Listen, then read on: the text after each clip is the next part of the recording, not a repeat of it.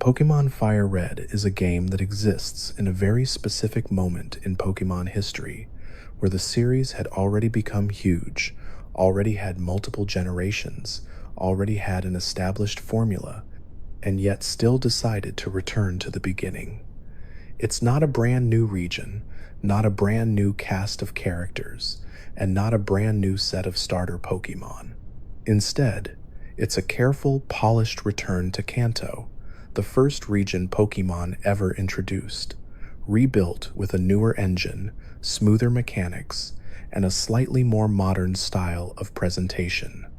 And because of that, FireRed is often remembered as one of the most comfortable Pokémon games to simply exist inside. The kind of game where you can wander around, battle trainers, listen to familiar music, and feel like you're walking through a story you already know, but with everything cleaned up and made easier to live in. FireRed was released alongside Pokémon Leaf Green, and together they are remakes of Pokémon Red and Blue from the original Game Boy era. The idea is simple. Take the classic adventure of Kanto and recreate it on the Game Boy Advance, using the same general story beats, the same gym leaders, the same towns, and the same sense of progression, but updated to match the mechanics that Pokémon had developed by the time Generation 3 was in full swing. That means FireRed doesn't just look better, it also plays better, with quality of life improvements that change how the journey feels, even if the path you walk is still familiar. By the time FireRed existed, Pokémon had already gone through multiple evolutions as a franchise. Generation 1 introduced the foundation, Generation 2 added time systems and breeding, and Generation 3 brought a more advanced engine, abilities, natures, and a much cleaner battle system compared to the early days. So when FireRed remade Kanto, it didn't just copy the old game. It quietly imported the improvements that had become normal in the series. That's why FireRed can feel like the true way to play Kanto for many people. It preserves the classic layout, but removes many of the clunky limitations that came from the original hardware. One of the most important things to understand about FireRed is that it isn't trying to rewrite Kanto into something completely different. It's trying to preserve the feeling of Kanto while making it smoother. The towns are still placed in the same order. The routes still connect the same way. Brock is still the first gym leader, Misty is still the second, and you still end up traveling through familiar places like Mount, Moon, Lavender Town, Celadon City, and the Pokémon League. It's the same journey, but with a new coat of paint and a few extra rooms added to the house. The visual upgrade alone is a big part of FireRed's identity. The original Pokémon Red and Blue were built on a tiny Game Boy screen with very limited color, and even when those games were played on the Game Boy Color later, the colors were still simple and restricted. FireRed, being a Game Boy Advance game, has a brighter, cleaner look with more detailed sprites and smoother animations. The world feels more alive, trees have depth, buildings have more character, routes feel less like flat lines and more like actual outdoor spaces. Even the way characters move feels more natural compared to the stiff, simple movement of the original games. But what makes FireRed feel especially polished is the way it combines that visual update with a gameplay update. FireRed uses the same core mechanics as Pokémon Ruby and Sapphire, meaning it includes abilities, natures, and more complex stat systems that didn't exist in the original Kanto games. This is a huge change, even if you don't notice it right away. In the original Red and Blue, Pokémon didn't have abilities at all. A Gengar was a Gengar, and it simply did what its moves allowed it to do. In FireRed, Pokémon have abilities like Levitate, Intimidate, or Static, which add extra personality and strategy to battles. Even if you're not playing competitively, abilities still change the feel of the game because they create small surprises and patterns you learn over time. Natures are another behind-the-scenes change that makes FireRed different from the original Kanto experience. A nature is something every Pokemon has, and it slightly boosts one stat while slightly lowering another. This means two Pokemon of the same species can feel different depending on their nature. It's subtle, but it adds variety and makes each individual Pokemon feel more unique. It's also one of the reasons FireRed has remained popular for people who enjoy replaying Pokemon games. Even if you pick the same starter, it won't always feel exactly the same because the underlying stats can shift. FireRed also includes a much more modern move system than the original games. In Generation 1, moves had quirks and bugs that made battles feel strange in hindsight. Certain mechanics didn't work the way players assumed they did. Some types had very few strong moves. Some Pokemon were far more powerful than intended because of how the game calculated stats. FireRed fixes most of that by using the more stable Generation 3 battle mechanics. This means the game is more balanced overall, even if Kanto's general difficulty curve remains similar. Another major improvement is the way FireRed handles storage and menus. The original games had limited storage systems and clunky interfaces. FireRed introduces a cleaner PC system that is easier to use, faster to navigate, and less frustrating when you're catching a lot of Pokemon. This matters because Pokemon is, at its heart, a game about collecting and managing creatures. If the storage system is annoying, it makes the entire game feel heavier. FireRed makes that part smoother, which makes the overall journey feel calmer. FireRed also includes the modern Pokemon Center experience, where healing is quick, the interface is clean, and you don't have to deal with the slow, repetitive menu navigation of older games.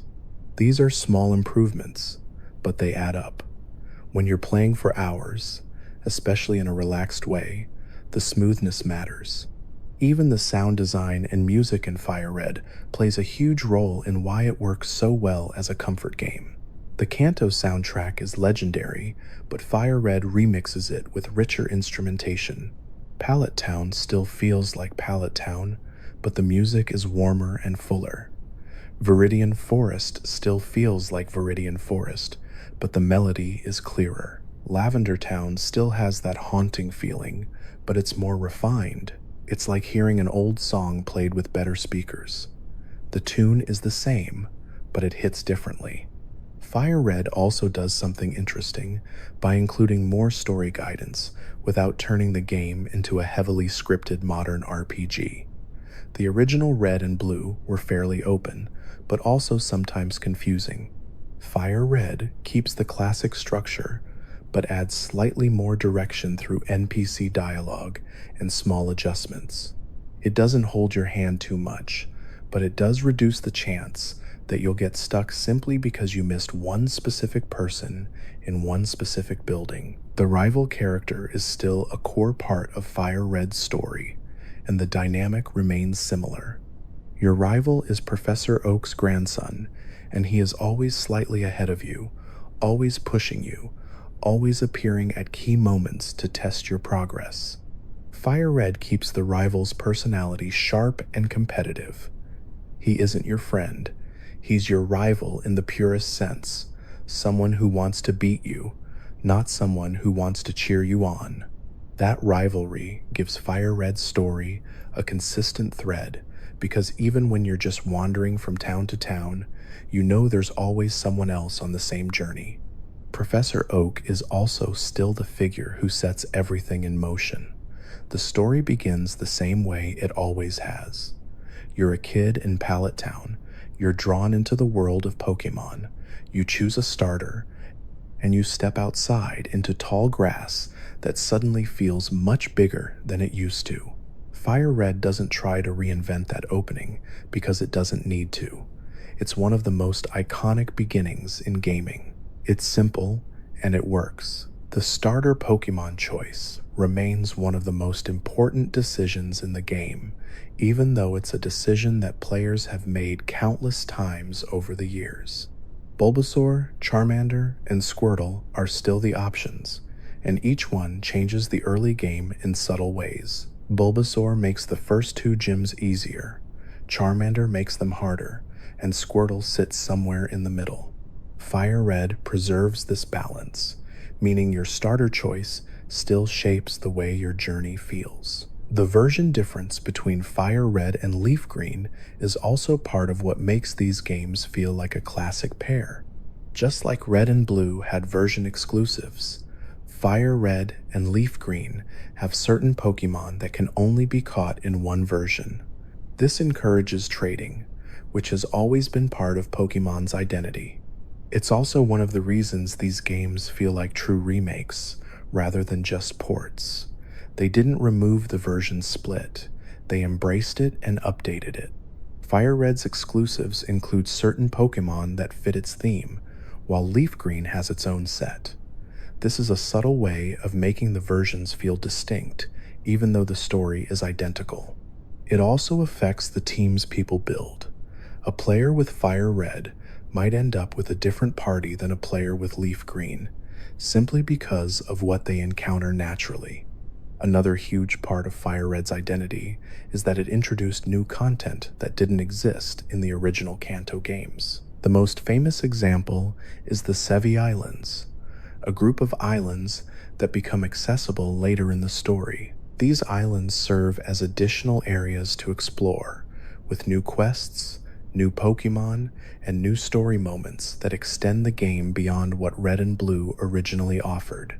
This content is one of the biggest reasons FireRed is not just a remake, but an expanded version of Kanto. The Sevi Islands also serve an important mechanical purpose. By the time FireRed was released, Pokémon had more than 150 creatures. Kanto alone only accounts for the original set, but players wanted access to more. The Sevi Islands help bridge that gap by providing places where additional Pokémon from later generations can appear, even before the national dex is fully unlocked. It's a clever way to expand the world without breaking the theme of the remake. FireRed also includes a more structured postgame than the original Red and Blue. In the original games, once you became champion, the main story was essentially over, aside from catching legendary Pokémon or completing the Pokédex. FireRed gives players more to do after the Elite Four, and the Sevi Islands become a major part of that. This makes FireRed feel more complete, like it has a true ending and then a true extra chapter afterward. Another detail that makes FireRed feel modern compared to the original games is the inclusion of the help system and the way the game explains things. FireRed includes a built-in tutorial system and more clear explanations for moves, items, and mechanics. This makes it easier for new players to understand Pokémon without needing external guides. At the same time, it doesn't slow down experienced players too much, because most of the information can be skipped quickly. FireRed also benefits from being part of the Game Boy Advance era, where Pokémon games had reached a comfortable technical standard. The engine runs smoothly, the animations are clean, the game rarely feels like it's struggling. This matters for a relaxing play experience. You don't want a game that feels clunky when you're trying to unwind. FireRed feels steady. One of the most interesting things about FireRed is that it acts like a bridge between generations. It lets newer players experience Kanto without going back to the original hardware limitations. It also lets older players revisit Kanto with a new lens, seeing familiar places through updated visuals and mechanics. FireRed becomes a kind of shared version of Kanto that both old and new fans can enjoy. And even though FireRed is technically a remake, it also has its own identity. It's not exactly the same as Red and Blue, and it's not exactly the same as Ruby and Sapphire. It sits in between. It's Kanto with a Generation 3 heart. It's a classic story told with a modern voice. It's familiar, but smoother. That's what FireRed really is. It's not trying to surprise you with an entirely new world. It's trying to bring you back to the world that started everything and let you experience it in a way that feels polished, calm, and complete. It's the same roads, the same gyms, the same rival, the same dream of becoming champion. But now the journey is brighter, cleaner, and built to last longer than ever before. There's something unusually peaceful about the early hours of Pokémon FireRed, because the game begins in a world that feels small on purpose. It starts with just a few houses, a short road, and a patch of tall grass that might as well be the edge of the universe. Even if you've played Kanto a dozen times, the opening still carries that same quiet feeling of standing at the start of a long journey where everything is simple and the biggest problem in your life is whether you should walk north or talk to one more person in town. FireRed takes that familiar opening and rebuilds it with the cleaner look and smoother pacing of the Game Boy Advance era, and it makes the early game feel like a slow, steady ramp into adventure instead of a sudden jump into danger. Pallet Town is the first place you see, and it's intentionally tiny. It's a starting point, not a destination. There's your house, your rival's house, Professor Oak's lab, and not much else. The simplicity makes it feel safe, like nothing truly bad could happen here. The music is calm, the colors are bright, and the town is surrounded by nature. It's the kind of place where the biggest excitement is probably someone getting a new TV or a delivery arriving at the wrong house. In FireRed, the opening sequence still begins with Professor Oak introducing the world of Pokémon. He welcomes you, explains that Pokémon live alongside humans, and sets the tone for the journey. This introduction is short, but it's iconic. It's also one of those moments that FireRed makes feel a little more polished than the original games, because the presentation is smoother and the text pacing feels more natural. Oak feels like a real guide rather than just a block of dialogue. Once you take control, you're free to explore Pallet Town. You can walk into your house and talk to your mom, who tells you to be careful and reminds you that she'll always be there. That small detail matters because Pokémon games often rely on the idea that you're leaving home. But home doesn't disappear. It stays behind you as a quiet anchor point, something you can return to whenever you want. Even though the game rarely requires you to come back to Pallet Town, the fact that it exists makes the world feel grounded. Your rival is also present right away, and FireRed keeps his role clear from the beginning. He's not friendly, he's not warm. He's competitive and impatient, the kind of character who talks like he's already won a race that hasn't started yet. In FireRed, you still name him yourself, which is a small but meaningful feature. Naming the rival makes the story feel personal, even if the rival's personality is always the same. Whether you name him something serious or something silly, it becomes part of your version of the story. The moment you try to leave Pallet Town, the game triggers the classic event. You step toward the tall grass, and Professor Oak appears to stop you. He warns you that wild Pokémon live in the grass, and that going out without a Pokémon is dangerous. It's a simple scene, but it teaches you an important rule of the Pokémon world.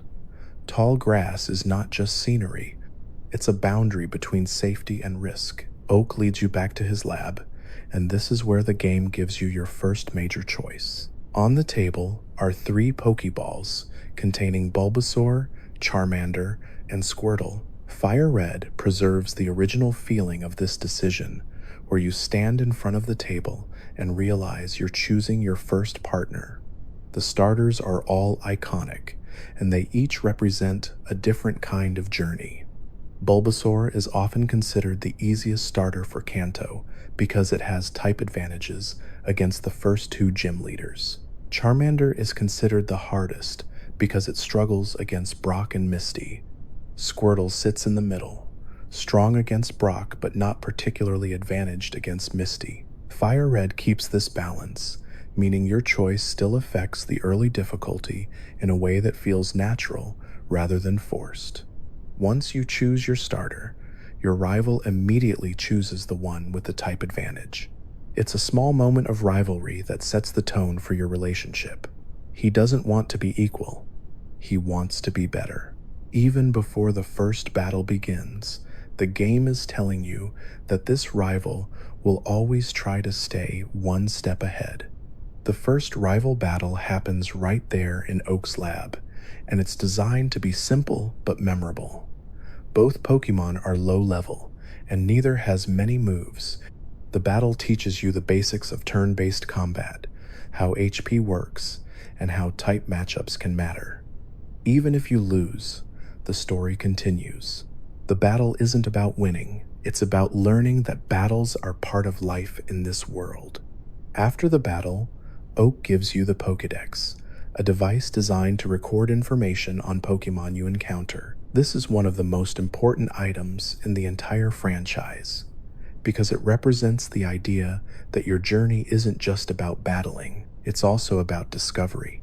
Oak's goal is scientific, and he gives you a role in that goal. Even if most players focus on gym badges, the Pokédex is always there as a reminder that Pokemon is also a game about collecting and learning. Once you leave the lab, the world finally opens up. Route 1 connects Pallet Town to Viridian City, and it's one of the simplest routes in the game. It's short, mostly straight, and filled with low-level wild Pokemon like Pidgey and Rattata. FireRed's version of Route 1 feels more alive than the original, with improved visuals and smoother movement, but the purpose is the same. It's a training ground.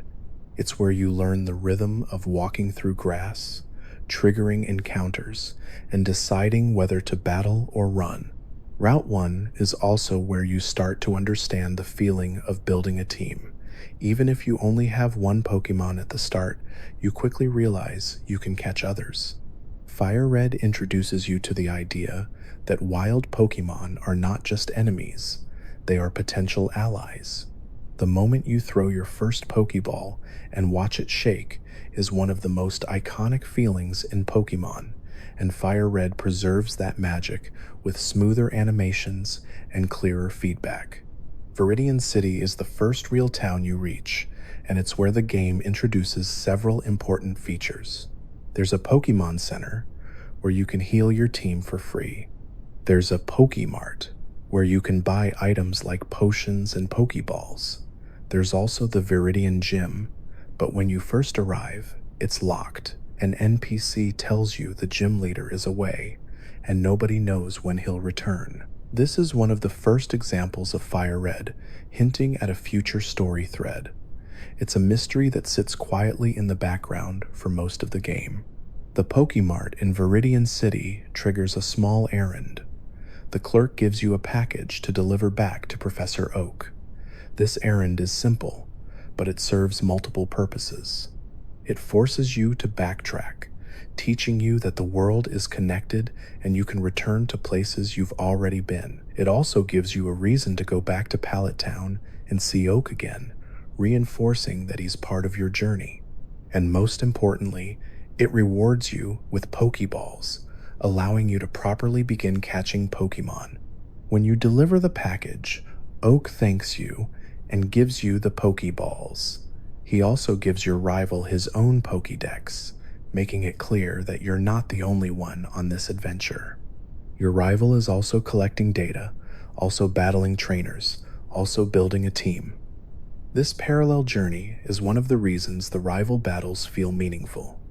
You're not fighting a random trainer, you're fighting someone who is growing alongside you.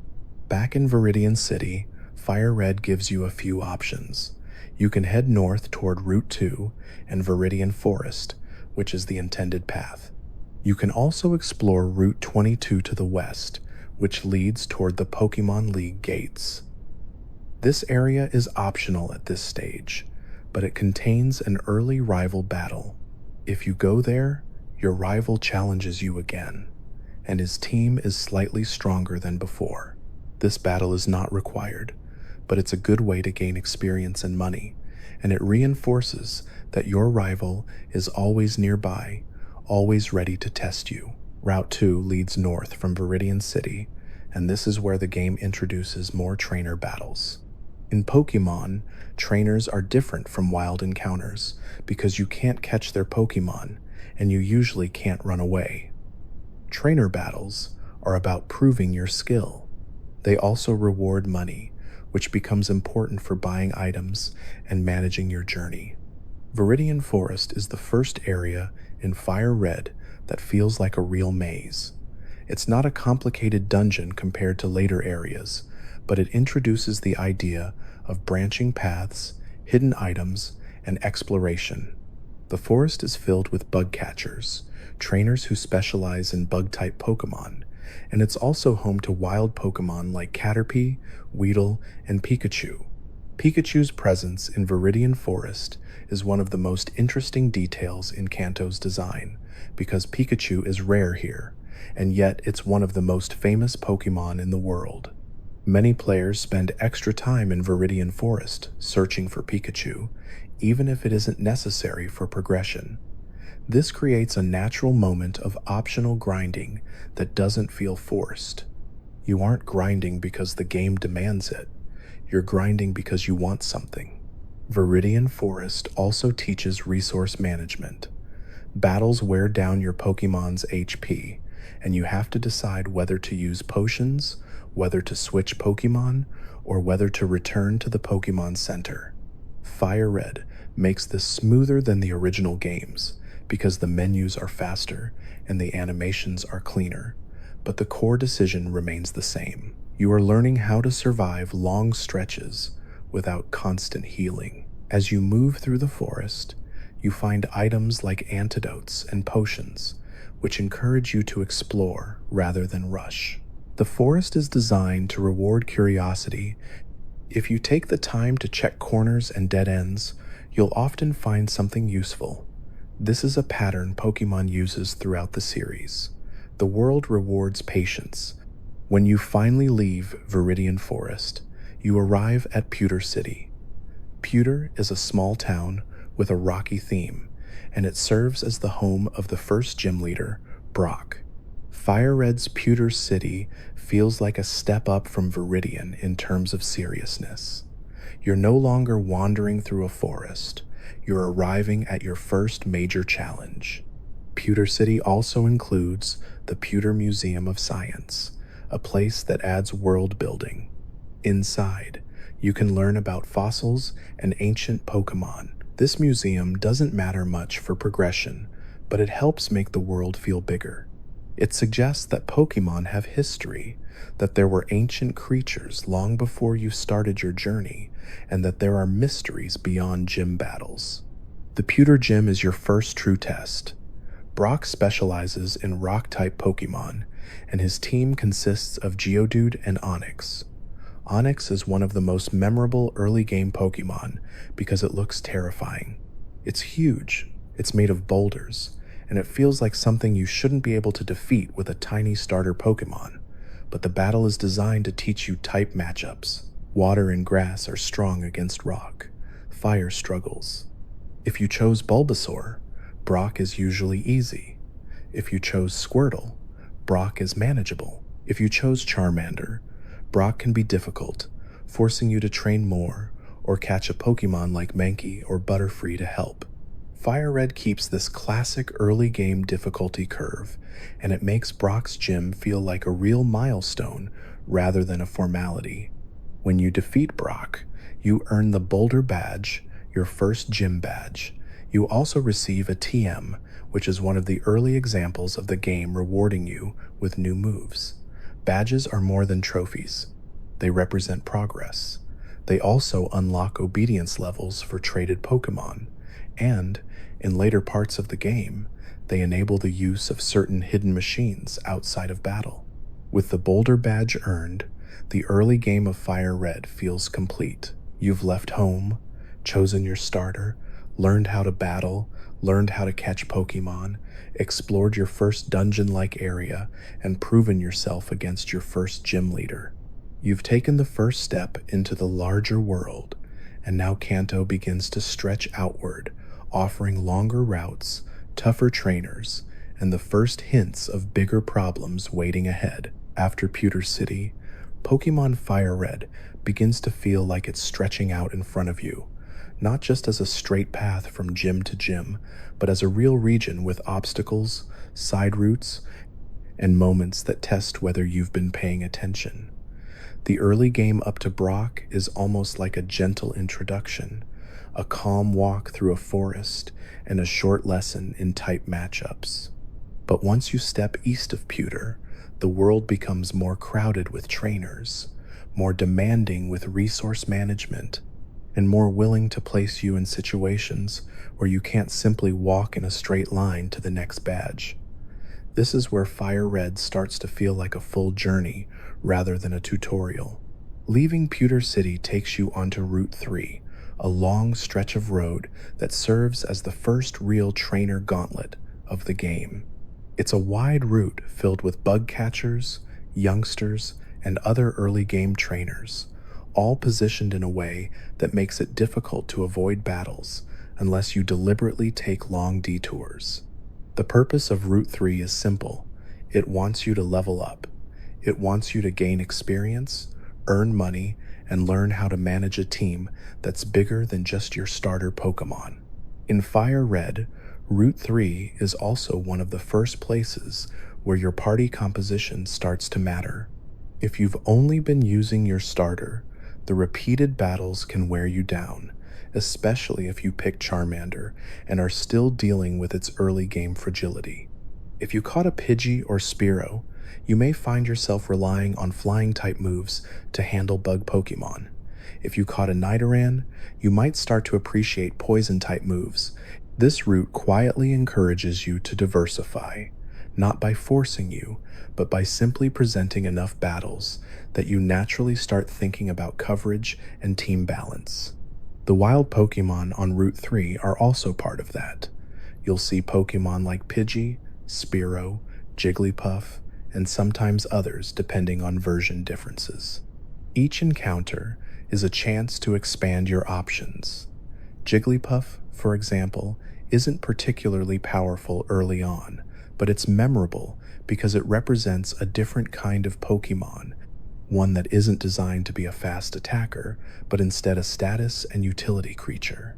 FireRed is full of these little moments where the game offers you variety, and it's up to you whether you take it. At the end of Route 3, FireRed places a Pokémon Center right before the entrance to Mount Moon. This placement is not accidental. Mount Moon is the first real dungeon in Kanto, and the game knows you're about to spend a long time inside it. The Pokémon Center acts like a deep breath before you go underground. It gives you a chance to heal, buy items, and prepare. It's a safe space right before the game takes you into a more exhausting environment. Mount Moon itself is one of the most iconic caves in Pokémon history. It's the first place where many players learn what it feels like to get lost in a dungeon while being interrupted constantly by wild encounters. FireRed preserves that experience, but with the smoother mechanics of Generation 3. The cave is dark and rocky, filled with branching paths, ladders connecting different floors, and trainers waiting around corners. The wild Pokémon inside Mount Moon are very different from the ones you've been seeing on the surface. Zubat becomes the most common encounter, and it quickly earns its reputation. Zubat appears constantly, often when you're trying to take just a few steps toward the next ladder. It's not dangerous, but it's persistent, and that persistence is what makes it memorable. Zubat is one of the first Pokémon that teaches you the emotional side of random encounters, the feeling of wanting to move forward but being slowed down by repeated battles you didn't ask for. Alongside Zubat, you'll also encounter Geodude and Paras. Geodude is a rock and ground type Pokémon that fits perfectly in a cave, and it offers players a chance to catch something bulky and physically strong early on. Paras is a bug and grass type Pokémon with a strange design, and it introduces the idea that caves aren't just filled with rock types, they're ecosystems with their own unique creatures. Mount Moon is also where you first see the early hints of Pokemon's deeper world building. The cave is famous for its connection to fossils and ancient Pokemon, and FireRed emphasizes this by placing items, NPC dialogue, and trainer motivations around the idea of rare fossils being valuable. This is the first time the game really suggests that Pokemon have an ancient past, not just as a fun museum exhibit, but as something people actively seek and exploit.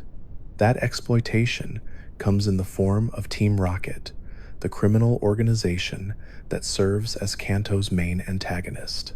In FireRed, Team Rocket appears in Mount Moon as a group of grunts trying to steal fossils. This is your first encounter with them in the story, and it changes the tone of the game. Up until now, battles have been friendly competition. Trainers want to test their skills. Gym leaders want to challenge you. Team Rocket doesn't care about any of that. They want profit, power, and control. Team Rocket grunts in Mount Moon use Pokemon like Rattata, Zubat, and sometimes Ekans, depending on version.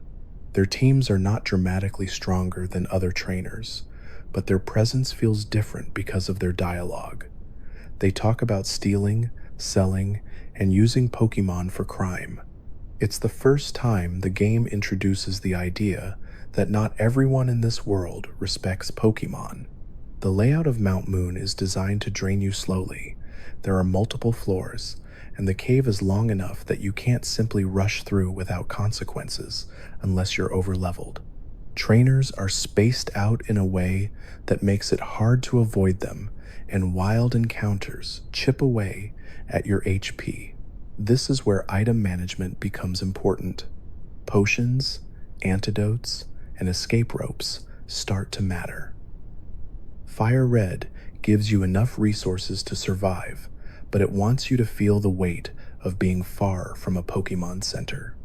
As you explore, you'll find items like Moonstones, which are especially important in Kanto because several Pokemon evolve using them. Moonstones can evolve Pokemon like Nidorina into Nidoqueen, Nidorino into Nidoking, and Clefairy into Clefable. This is one of the first times the game gives you a taste of evolution through items rather than leveling up. It's a small mechanic, but it adds depth. It tells you that evolution isn't always just about time and experience. Sometimes it's about finding the right conditions. Clefairy is also associated with Mount Moon, and it's one of the rare encounters inside. Clefairy is a normal type in FireRed's era, and it's notable because of its connection to the moon in Pokemon lore. It feels like a magical creature compared to the cave's more grounded Pokemon like Geodude. Even if you don't catch one, the fact that it exists here makes Mount Moon feel like more than just a tunnel. It feels like a place with its own identity. Eventually, Mount Moon leads you to one of its most memorable moments, the fossil choice. Near the end of the cave, you battle a trainer often referred to as the Super Nerd, and after you defeat him, you are allowed to choose between two fossils, the Helix fossil and the Dome fossil. This choice is simple, but it feels important because it's permanent. You can only take one in a single playthrough. The Helix fossil eventually becomes Omanyte, and the Dome fossil becomes Kabuto. Both are rock and water-type Pokemon, and both represent ancient life. The game doesn't fully explain how you'll revive them yet, but it plants the seed. You are carrying a piece of the past. You're holding a Pokemon that doesn't exist in the modern wild, something that can only return through science. This fossil choice is one of the earliest examples of FireRed's replay value. If you want both Pokemon, you need to trade or replay the game. It's a small but clever way of making the world feel bigger than a single run. It also reinforces the idea that your journey is shaped by choices, even if those choices are quiet ones. Once you leave Mount Moon, you emerge onto Route 4, a short route that feels like a reward. After the darkness and confusion of the cave, Route 4 is bright and open. There's grass, trainers are fewer, and the path is simple. FireRed often uses this pattern: intense dungeon, then a calm route as a cooldown. It's like the game is managing your emotional energy, giving you bursts of challenge followed by moments of peace. Route 4 leads directly into Cerulean City, the next major town and the home of the second gym leader. Cerulean City is larger than Pewter and Viridian, and it has a more lively feel. It's a water-themed city with a river running through it, and it introduces new features like the bike shop and the idea of expensive items you can't afford yet. The bike shop in Cerulean is one of those places that exists to tease you. Inside, you see a bicycle priced at an absurd amount of money, far more than you could possibly have at this point. This creates a long-term goal. The bike is not necessary to beat the game, but it makes traveling faster, and players naturally want it. FireRed is good at planting these small desires early, making the world feel like it has layers you'll unlock later. Cerulean City also introduces a small mystery: the house that has been robbed. There's a hole in the back wall, and the owner is upset. This is one of those early story threads that feels minor at first, but connects to bigger events later. FireRed doesn't rush you into it. It simply places it in the world and lets you discover it. North of Cerulean City is Route 24, which leads to the famous Nugget Bridge. This area is one of the first places where the game asks you to prove your strength through repeated battles. Nugget Bridge is a straight line of trainers, each one challenging you one after another. It's a test of endurance, and it also serves as a good training area. Before you can even reach Nugget Bridge fully, your rival appears for another battle. This is one of the more significant early rival fights, because your rival's team is larger and stronger now. His starter may have evolved into its second stage, depending on your progress. He may also have Pokémon like Pidgeotto, Raticate, or others. This battle is a checkpoint. It asks whether you've been training properly and whether you understand how to handle a more diverse team. After defeating your rival, you can continue north across Nugget Bridge, battling the trainers one by one. At the end, a Team Rocket grunt offers you a nugget as a reward and tries to recruit you into Team Rocket. This is a funny moment because the game gives you the option to say no, but it doesn't matter what you choose. You will fight him anyway.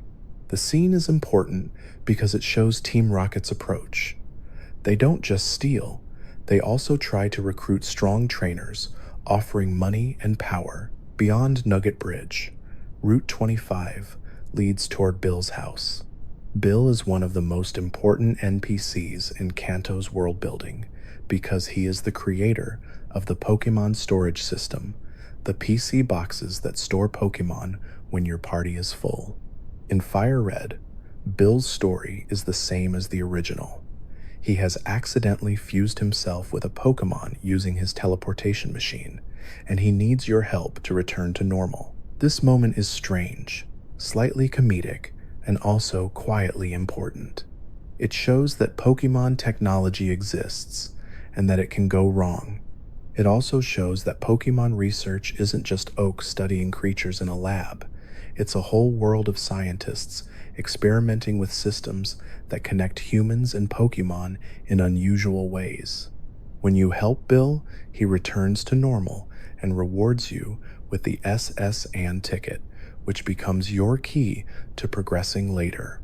He also invites you to visit him again, reinforcing that he's part of the world rather than a one-time quest giver. After Bill's house, you return to Cerulean City, and now you're ready to challenge Misty, the gym leader.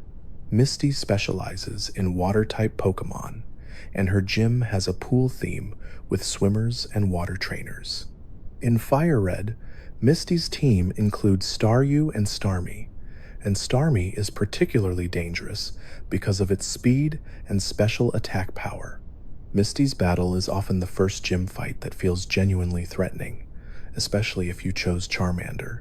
Water-type moves hit fire types hard, and Starmie can outspeed and overwhelm many early Pokémon. Players often prepare for Misty by catching a Pikachu in Viridian Forest, or using grass types like Oddish or Bellsprout, depending on version. When you defeat Misty, you earn the Cascade Badge and a TM for Bubble Beam. The Cascade Badge is another step forward, another piece of proof that you're progressing, and with Misty defeated, FireRed's early game truly begins to open. You now have 2 badges, new routes become accessible, and the story begins to branch outward into a wider Kanto, where the journey feels less like a straight line and more like a growing map of possibilities. After Cerulean City, Pokémon FireRed reaches a point where the world starts to feel more interconnected, like the region is no longer just a straight road from one town to the next, but a network of paths that loop around each other in satisfying ways. You've earned 2 gym badges, you've seen Team Rocket for the first time, and you've started to understand that Kanto has mysteries tucked into corners that you can't solve yet. Now the game gently nudges you toward the coast, toward Vermilion City, where a cruise ship waits in the harbor and where the 3rd gym leader is ready to test you with a very different kind of challenge. Leaving Cerulean City doesn't immediately feel dramatic because the route south is calm and straightforward. Route 5 is a simple path lined with trainers and patches of grass, and it serves as a bridge between Cerulean and the next stage of the journey. In FireRed, this route introduces a few new wild Pokémon, depending on version differences, and it continues the pattern of giving you chances to expand your team naturally. It's not a route designed to overwhelm you. It's designed to keep you moving. One of the most noticeable things about this part of the game is that you can't enter Saffron City yet. Saffron sits in the center of Kanto like a hub, and logically, it would make sense to travel through it. But FireRed places guards at the gates who block your path, claiming they're thirsty and refusing to let anyone pass. This is one of the clearest examples of Pokémon using a simple story excuse to gate progression. It's not complicated, but it works. The game is telling you that Saffron is important, but you're not ready for it yet. Instead of going through Saffron, you're directed into the underground path, a tunnel that connects Route 5 to Route 6. The underground path is one of the simplest locations in the game. It's just a long hallway underground with no trainers, no wild Pokémon, and no items that matter much. It exists purely as a shortcut, a way to move you from one side of Saffron to the other without letting you enter the city itself. In a way, the underground path is almost meditative. You walk down the stairs, move through a quiet corridor, and emerge on the other side. It's a pause in the action, a moment where nothing happens except movement.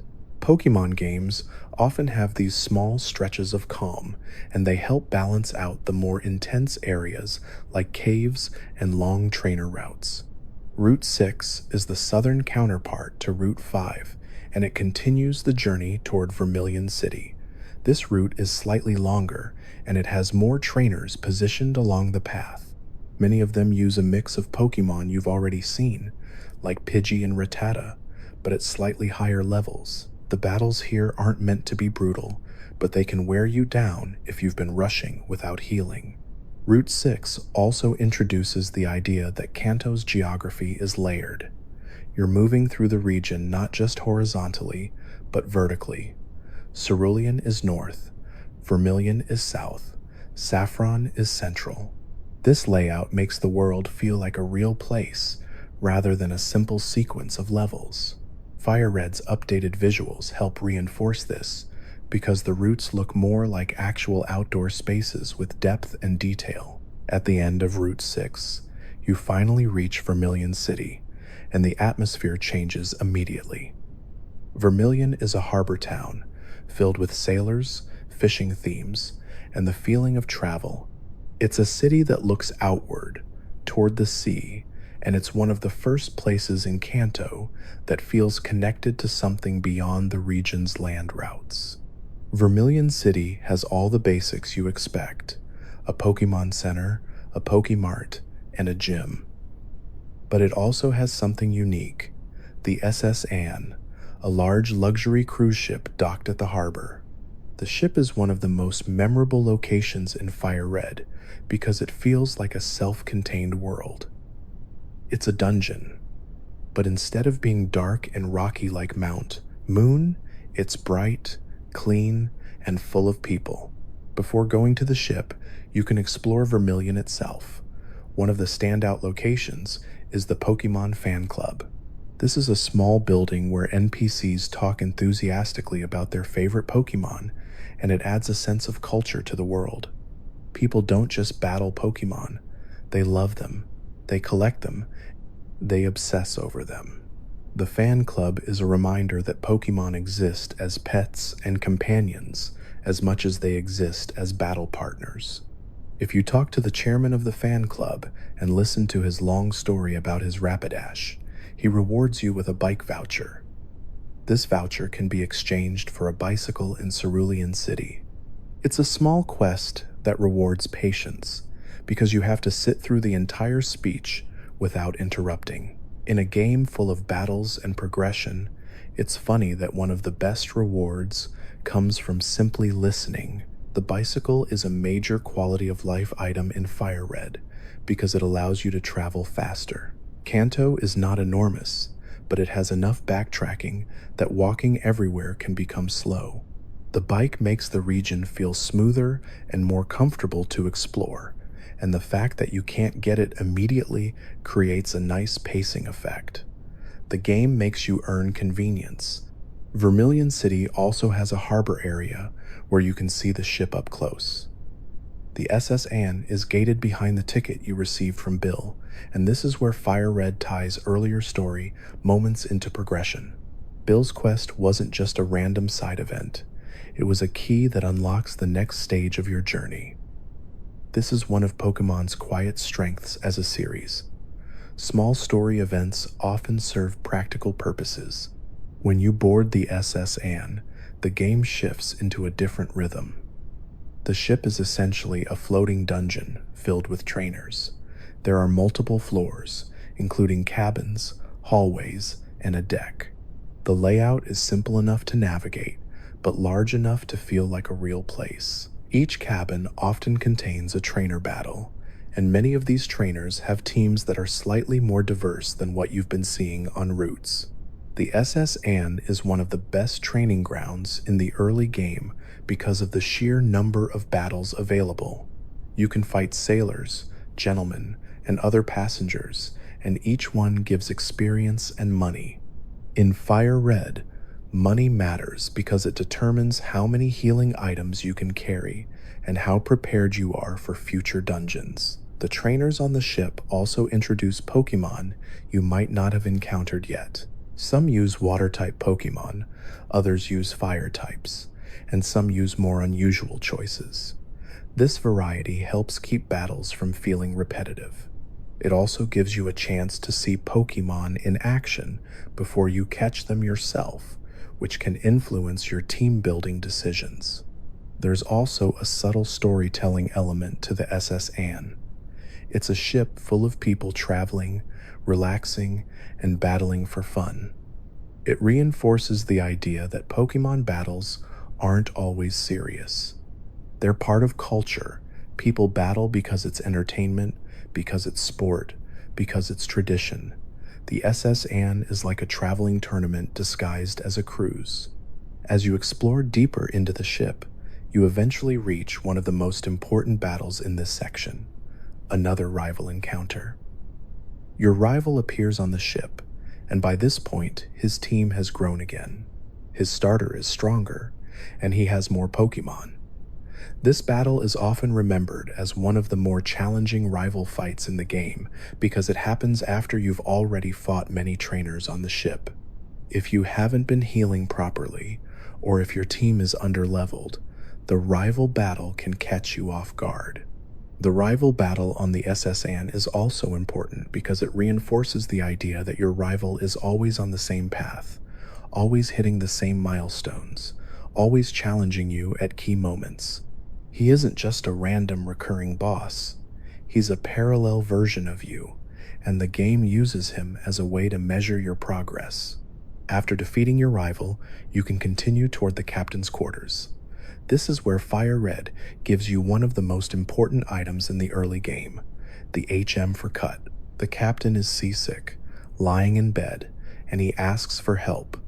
When you speak to him, you perform a small action that makes him feel better, and in return he gives you Cut. Cut is an HM move, meaning it can be used both in battle and in the overworld. In battle, Cut is a simple normal type attack with moderate power. It's not an amazing move, but it's useful early on. In the overworld, Cut allows you to remove small trees that block paths. This is a major progression tool because it opens up new routes and shortcuts across Kanto. FireRed uses HMs as a way to gate exploration. You can see blocked paths long before you can access them, and once you get the HM, the world suddenly feels larger. Cut is the first big example of that. It turns trees from decoration into obstacles, and then into doors you can open. One of the most interesting details about the SS Anne in FireRed is that it leaves after you get Cut.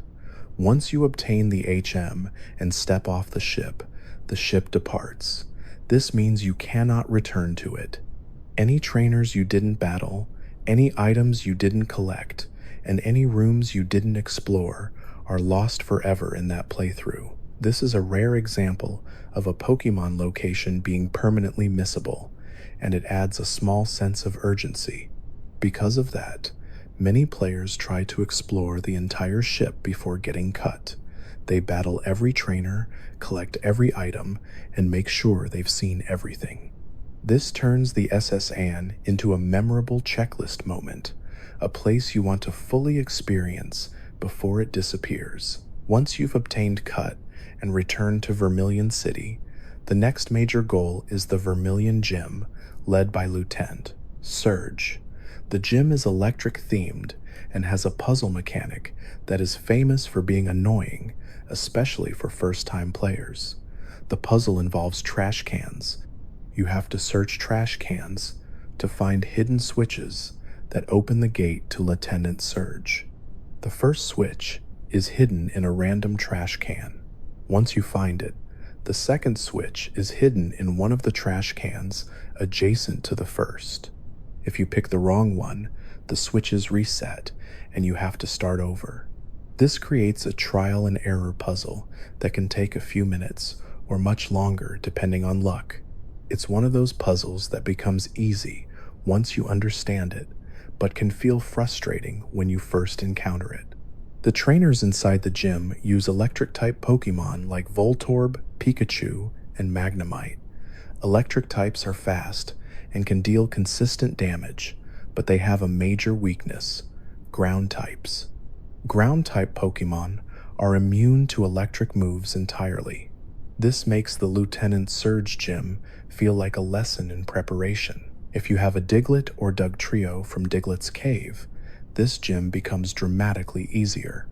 Diglett's Cave is accessible from Route 11, east of Vermilion City, and it provides a shortcut back toward Viridian City later. It's also one of the best places to catch Diglett early, which many players do specifically for Lieutenant Surge. This is one of Pokemon's classic patterns. The world provides the tools you need, but it's up to you to find them. Lieutenant Surge himself is a memorable character because of his personality. He's loud, confident, and speaks like a military commander. He calls himself the Lightning American, and he brags about his strength. His team in FireRed includes Voltorb, Pikachu, and Raichu, with Raichu being the strongest by far. Raichu is fast and hits hard, and it can overwhelm teams that aren't prepared. If you don't have a ground type, you can still win, but you may need to rely on strategy. You might use status moves, defensive Pokemon, or simply outlevel him. But if you do have a ground type, the battle becomes almost effortless because Raichu's electric attacks won't work at all. This creates one of the most dramatic examples of how type matchups can completely change a battle.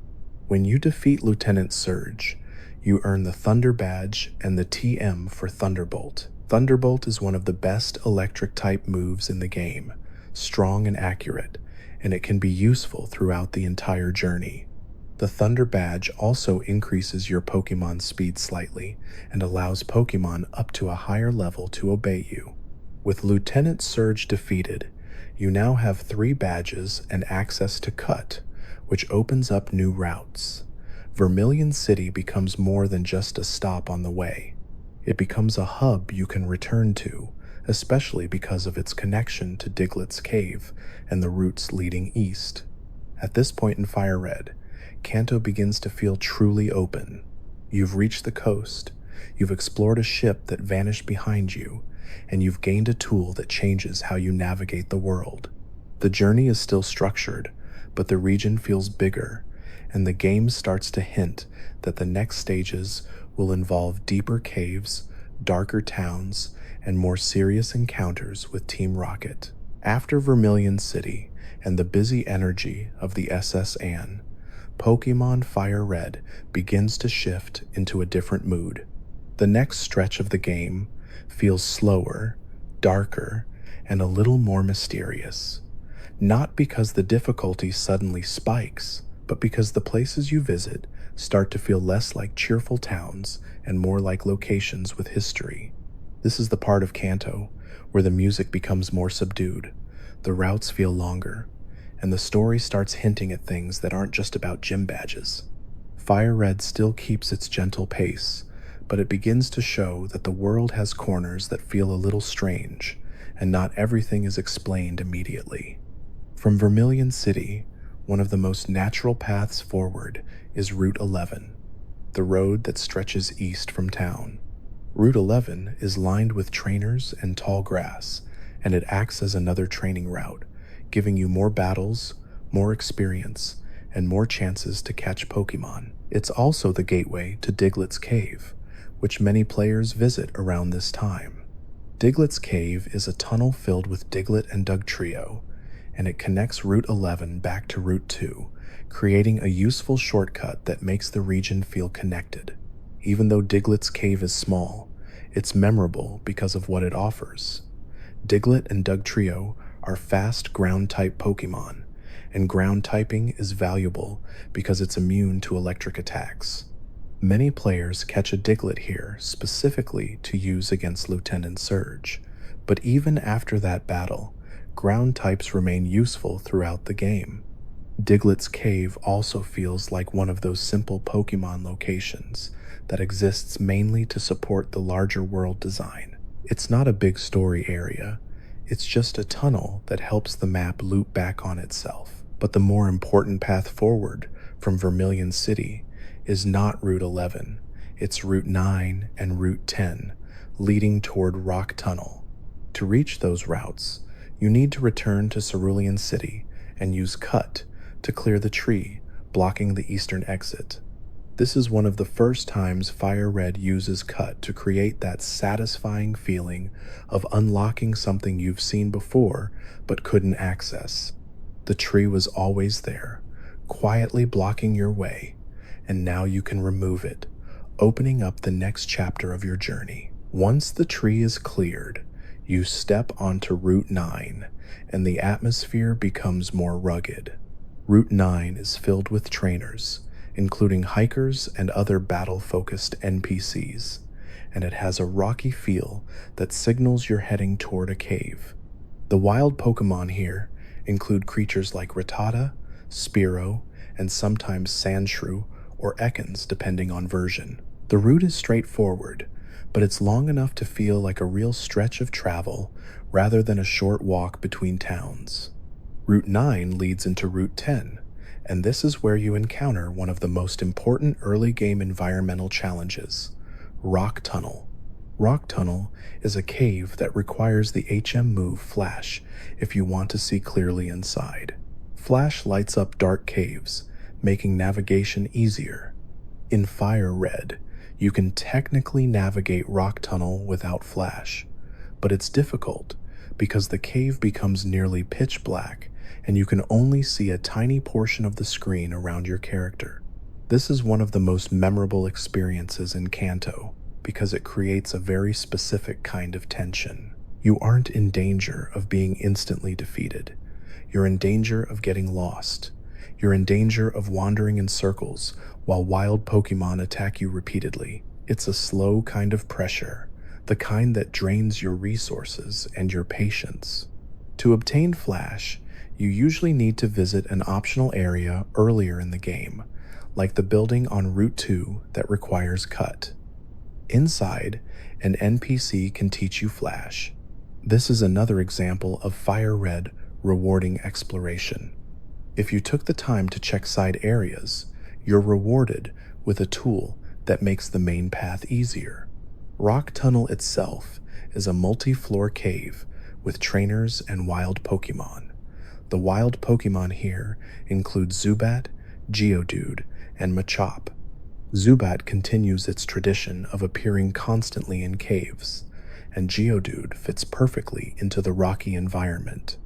Machop is one of the more interesting encounters because fighting types can be useful, especially against normal, rock, and later on, ice types. The trainers in Rock Tunnel are often hikers and other travelers, and they tend to use rock and ground type Pokemon. This makes the cave feel like a natural extension of the environment. You're not fighting random bug catchers anymore. You're fighting people who look like they belong in a cave.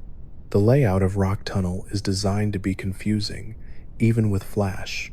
There are multiple paths, ladders, and dead ends with items. It's not as long as Moon, but it feels more disorienting because of the darkness and the more maze-like design. FireRed uses Rock Tunnel as a test of endurance and navigation. It's the first place where you might genuinely feel lost if you're not paying attention. As you make your way through Rock Tunnel, you'll find items like escape ropes, potions, and sometimes TMs. These items reward exploration, but they also tempt you to take longer routes. The cave becomes a trade-off between speed and rewards. Do you rush to the exit, or do you explore every corner and risk more encounters? Eventually, after working your way through the cave, you emerge on the other side and arrive near Lavender Town. This moment is always memorable because the music changes, the atmosphere shifts, and the world feels suddenly quieter. Lavender Town is one of the most iconic locations in Pokemon history, known for its eerie theme and its association with ghost Pokemon. In FireRed, Lavender Town's visuals are cleaner and brighter than the original Game Boy version, but the mood is still there. The music is still haunting. The town still feels like a place where people speak softly and seem slightly uneasy. Lavender Town is not a lively city like Cerulean or Vermilion. It's a town that feels like it carries weight. One of the most important landmarks in Lavender Town is Pokemon Tower, a tall building that serves as a memorial for deceased Pokemon. In Kanto's lore, Pokemon Tower is essentially a graveyard. People come here to mourn, to pay respects, and to remember Pokemon that have passed away. This concept adds a layer of seriousness to the Pokemon world. Up until now, Pokemon battles have been playful competition. Pokemon Tower reminds you that Pokemon are living creatures, and the world treats them with emotion and respect. When you first enter Pokemon Tower in FireRed, you quickly learn that something is wrong. Ghost-type Pokemon appear, but they can't be identified properly. You encounter a ghost that blocks your path, and you are unable to fight it normally because you don't have the Silph Scope, an item needed to reveal the ghost's true form. This is another example of FireRed using gating mechanics. Pokemon Tower is visible, accessible, and clearly important, but you cannot fully complete it yet. The game wants you to come here, feel the atmosphere, and then leave, knowing you have unfinished business. It's a storytelling technique that works well because it creates curiosity. Lavender Town also contains other notable locations, like the Name Raider's house, where you can change the nickname of your Pokémon. This is a small feature, but it adds to the feeling that Pokémon are personal companions. Nicknames matter. They're part of your story. Lavender Town has a Pokémart and a Pokémon Center, of course, but even those places feel different here because of the town's mood. NPC dialogue often reflects grief or unease. Some people talk about ghosts. Others talk about missing Pokémon. The town feels like it exists in a different emotional space than the earlier parts of Kanto. One of the most important story threads tied to Lavender Town is Team Rocket's presence. In FireRed, Team Rocket is involved in disturbing events here, including the death of a Marowak, which is later revealed to be the ghost blocking the tower's path. This is one of the most serious story beats in the game because it directly involves harm being done to a Pokémon. It makes Team Rocket feel less like goofy criminals and more like genuine villains. However, at this point in the game, you still can't fully resolve Pokémon Tower. Without the Silph Scope, you can't identify the ghost, and you can't progress past certain floors. This forces you to leave Lavender Town and look for another way forward. The most natural next destination is Celadon City, but reaching it requires traveling through a different part of Kanto. From Lavender Town, you can head west onto Route 8, which leads towards Saffron City. Once again, you'll find guards blocking Saffron's entrances, still thirsty and still refusing to let you pass. This reinforces that Saffron remains locked for now. Instead, you're directed into another underground path, connecting Route 8 to Route 7. Just like the earlier underground tunnel, this path is quiet and simple, acting as a calm transition between areas. You emerge on Route 7, and from there you can reach Celadon City, the largest and most feature-packed city in Kanto. But even before you leave Lavender Town, FireRed gives you a few smaller details that make the town memorable. There's the haunted atmosphere. There's the sense of unfinished business. There's the idea that the world is larger than gym battles. Lavender Town is a pause in the journey where the game asks you to feel something different. Rock Tunnel and Lavender Town together form one of FireRed's most distinctive stretches. It begins with darkness and confusion in the cave, and it ends with eerie quiet in Lavender. The pacing slows down, the tone shifts, and the game begins to hint at deeper themes, like loss, memory, and the way people in this world treat Pokémon as companions rather than tools. And while you may not solve Pokémon Tower yet, the fact that you can't is part of what makes it work. Lavender Town stays in your mind as a place you'll return to, a place where something is waiting.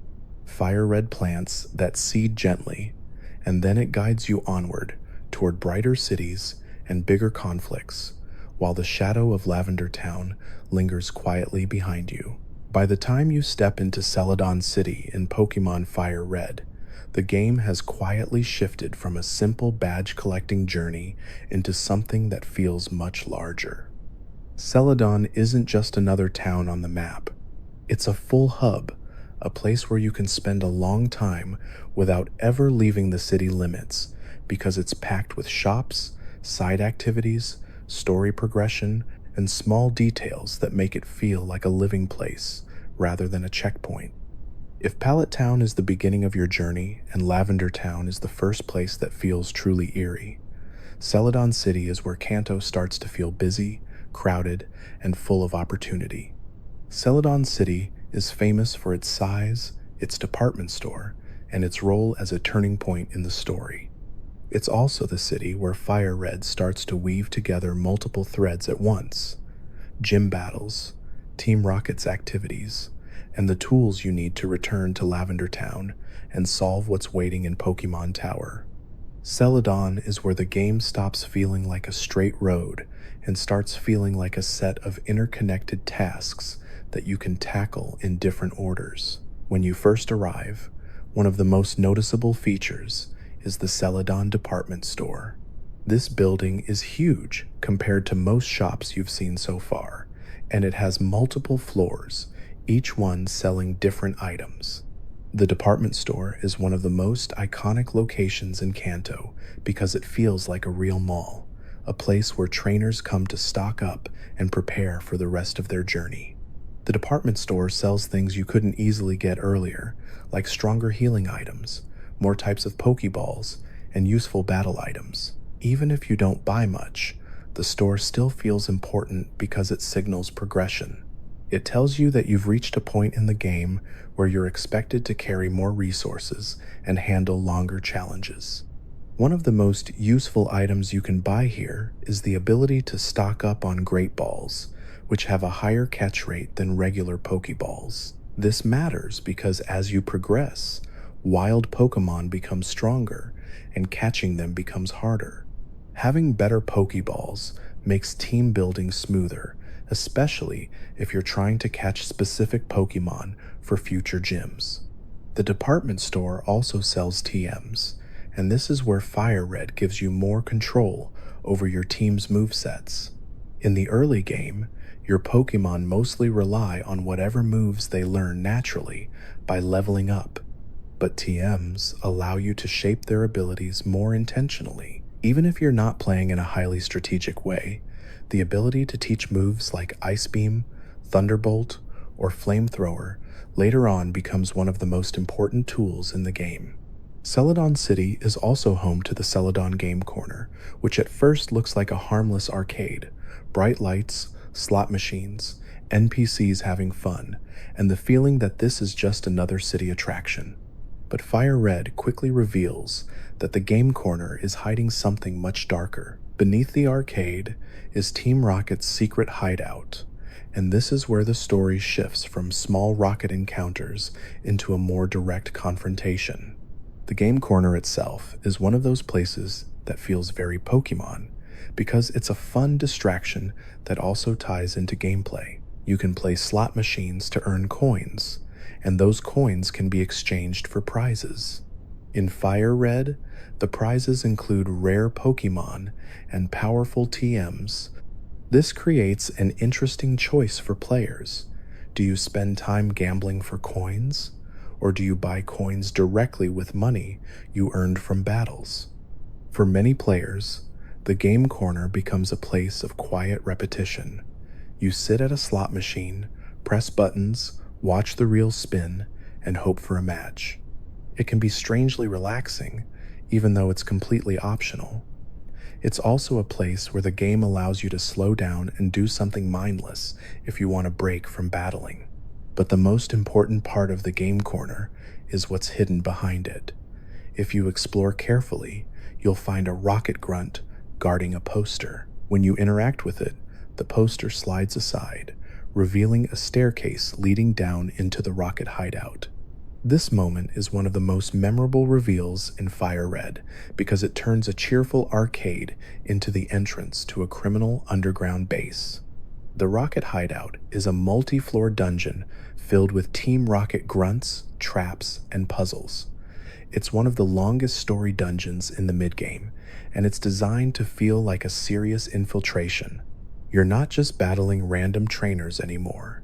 You're actively dismantling a criminal operation. Inside the hideout, you fight many rocket grunts, each one using Pokemon like Rattata, Zubat, Koffing, and Ekans depending on version. These Pokemon aren't rare, but they fit Team Rocket's theme: sneaky, poisonous, and associated with urban environments. Koffing in particular becomes a Rocket signature Pokemon, representing pollution and toxic tactics.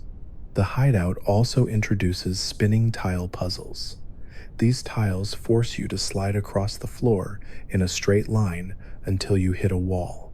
It's a simple mechanic, but it can be disorienting at first, especially because you're also dealing with battles and trying to remember which direction leads deeper into the base.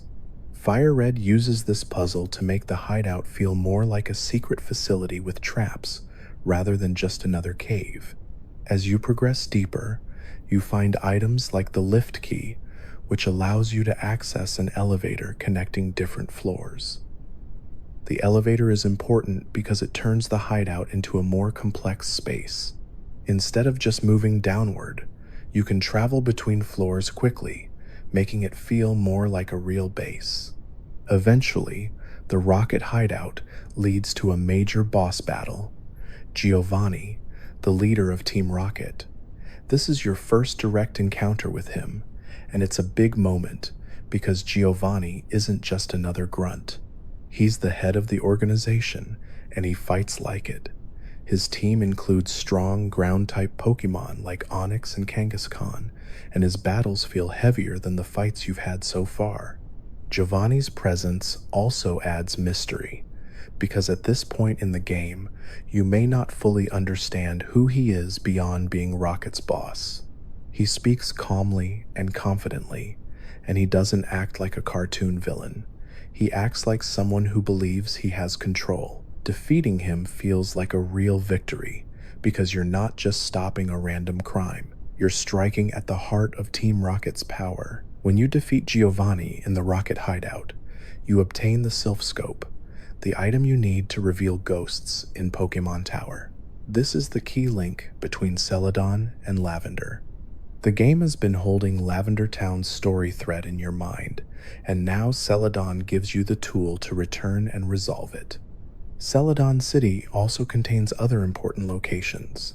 One of the most famous is the Celadon Mansion, a large building where NPCs talk about Pokémon development and where you can receive an Eevee in FireRed. Eevee is one of the most iconic gift Pokémon in the entire series because it represents choice. Eevee can evolve into multiple forms, and in FireRed's era, those evolutions include Vaporeon, Jolteon, and Flareon. Receiving Eevee in Celadon is a quiet but significant moment. It gives you a rare Pokémon without needing to catch it, and it gives you flexibility. If your team needs a water type, you can evolve it into Vaporeon. If you need an electric type, Jolteon is an option. If you want a fire type, Flareon is there. The game doesn't tell you what to choose. It simply offers the possibility. Celadon also has a prize building connected to the game corner, where you can exchange coins for Pokémon like Porygon or Dratini, depending on the game. This adds another layer of optional content. If you're willing to grind coins, you can obtain rare Pokémon earlier than you normally would. This makes Celadon feel like a city of rewards for patience. Of course, Celadon's gym is also a major part of the city. The gym leader is Erika, and she specializes in grass-type Pokémon. The Celadon gym is designed like a garden, with plant-themed trainers and a peaceful atmosphere. Compared to the Rocket Hideout, the gym feels calm, almost soothing. This contrast is part of what makes Celadon interesting.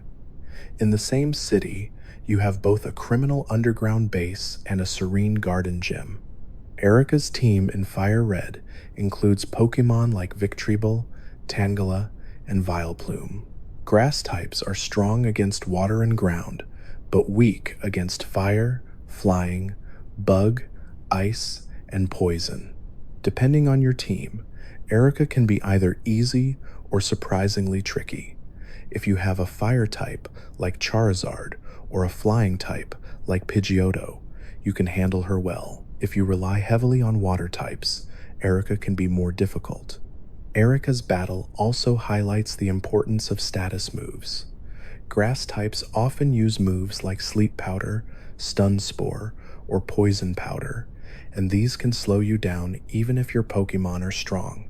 This makes the battle feel less like a pure damage race and more like a test of preparation. When you defeat Erika, you earn the Rainbow Badge and a TM for a Grass-type move.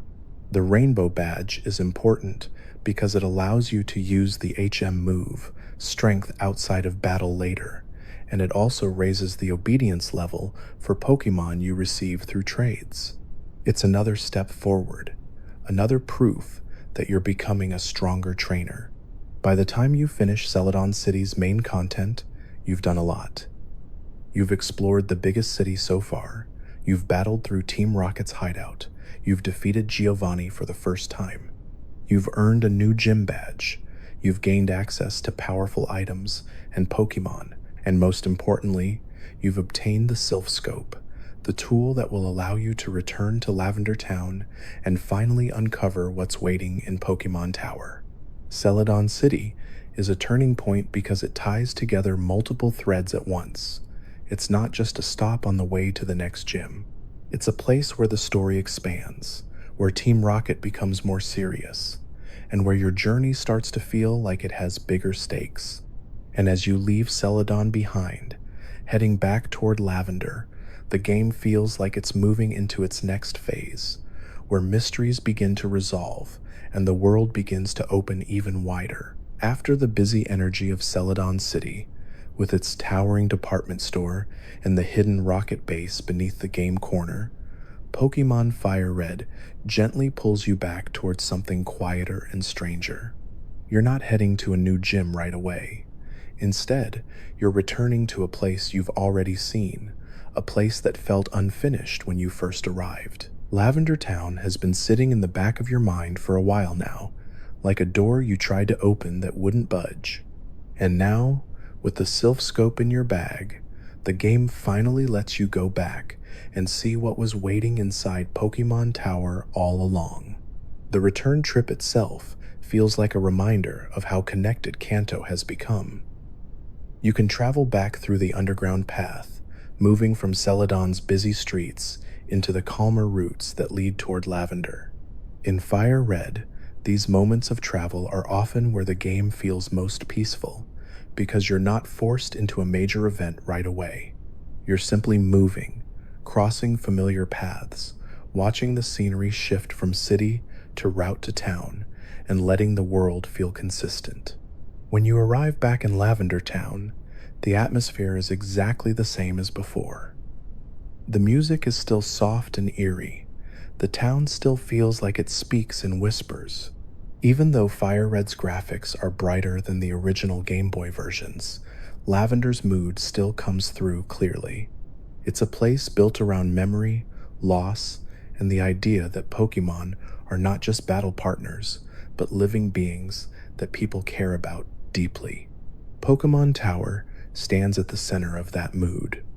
It's tall, quiet, and solemn, like a monument. In Kanto's world, Pokémon Tower is a memorial, a graveyard where people come to honor Pokémon that have passed away. The concept is surprisingly heavy for a game that is mostly about collecting creatures and battling for badges, but it's also one of the reasons Lavender Town is so memorable. It adds emotional texture to the world. When you enter Pokémon Tower with the Silph Scope, the experience changes immediately. Before, you were blocked by ghostly shapes that couldn't be identified. Now, the Silph Scope reveals the truth behind those ghosts. The tower becomes less of an impenetrable mystery and more of a place you can finally move through, floor by floor, battle by battle. The first floors of Pokémon Tower are filled with trainers, mostly channelers. Channelers are psychic mediums who use ghost-type Pokémon like Ghastly, Haunter, and sometimes other spooky choices. In FireRed, ghost-type Pokémon in Kanto are heavily associated with this tower, making it the main place where you truly encounter them.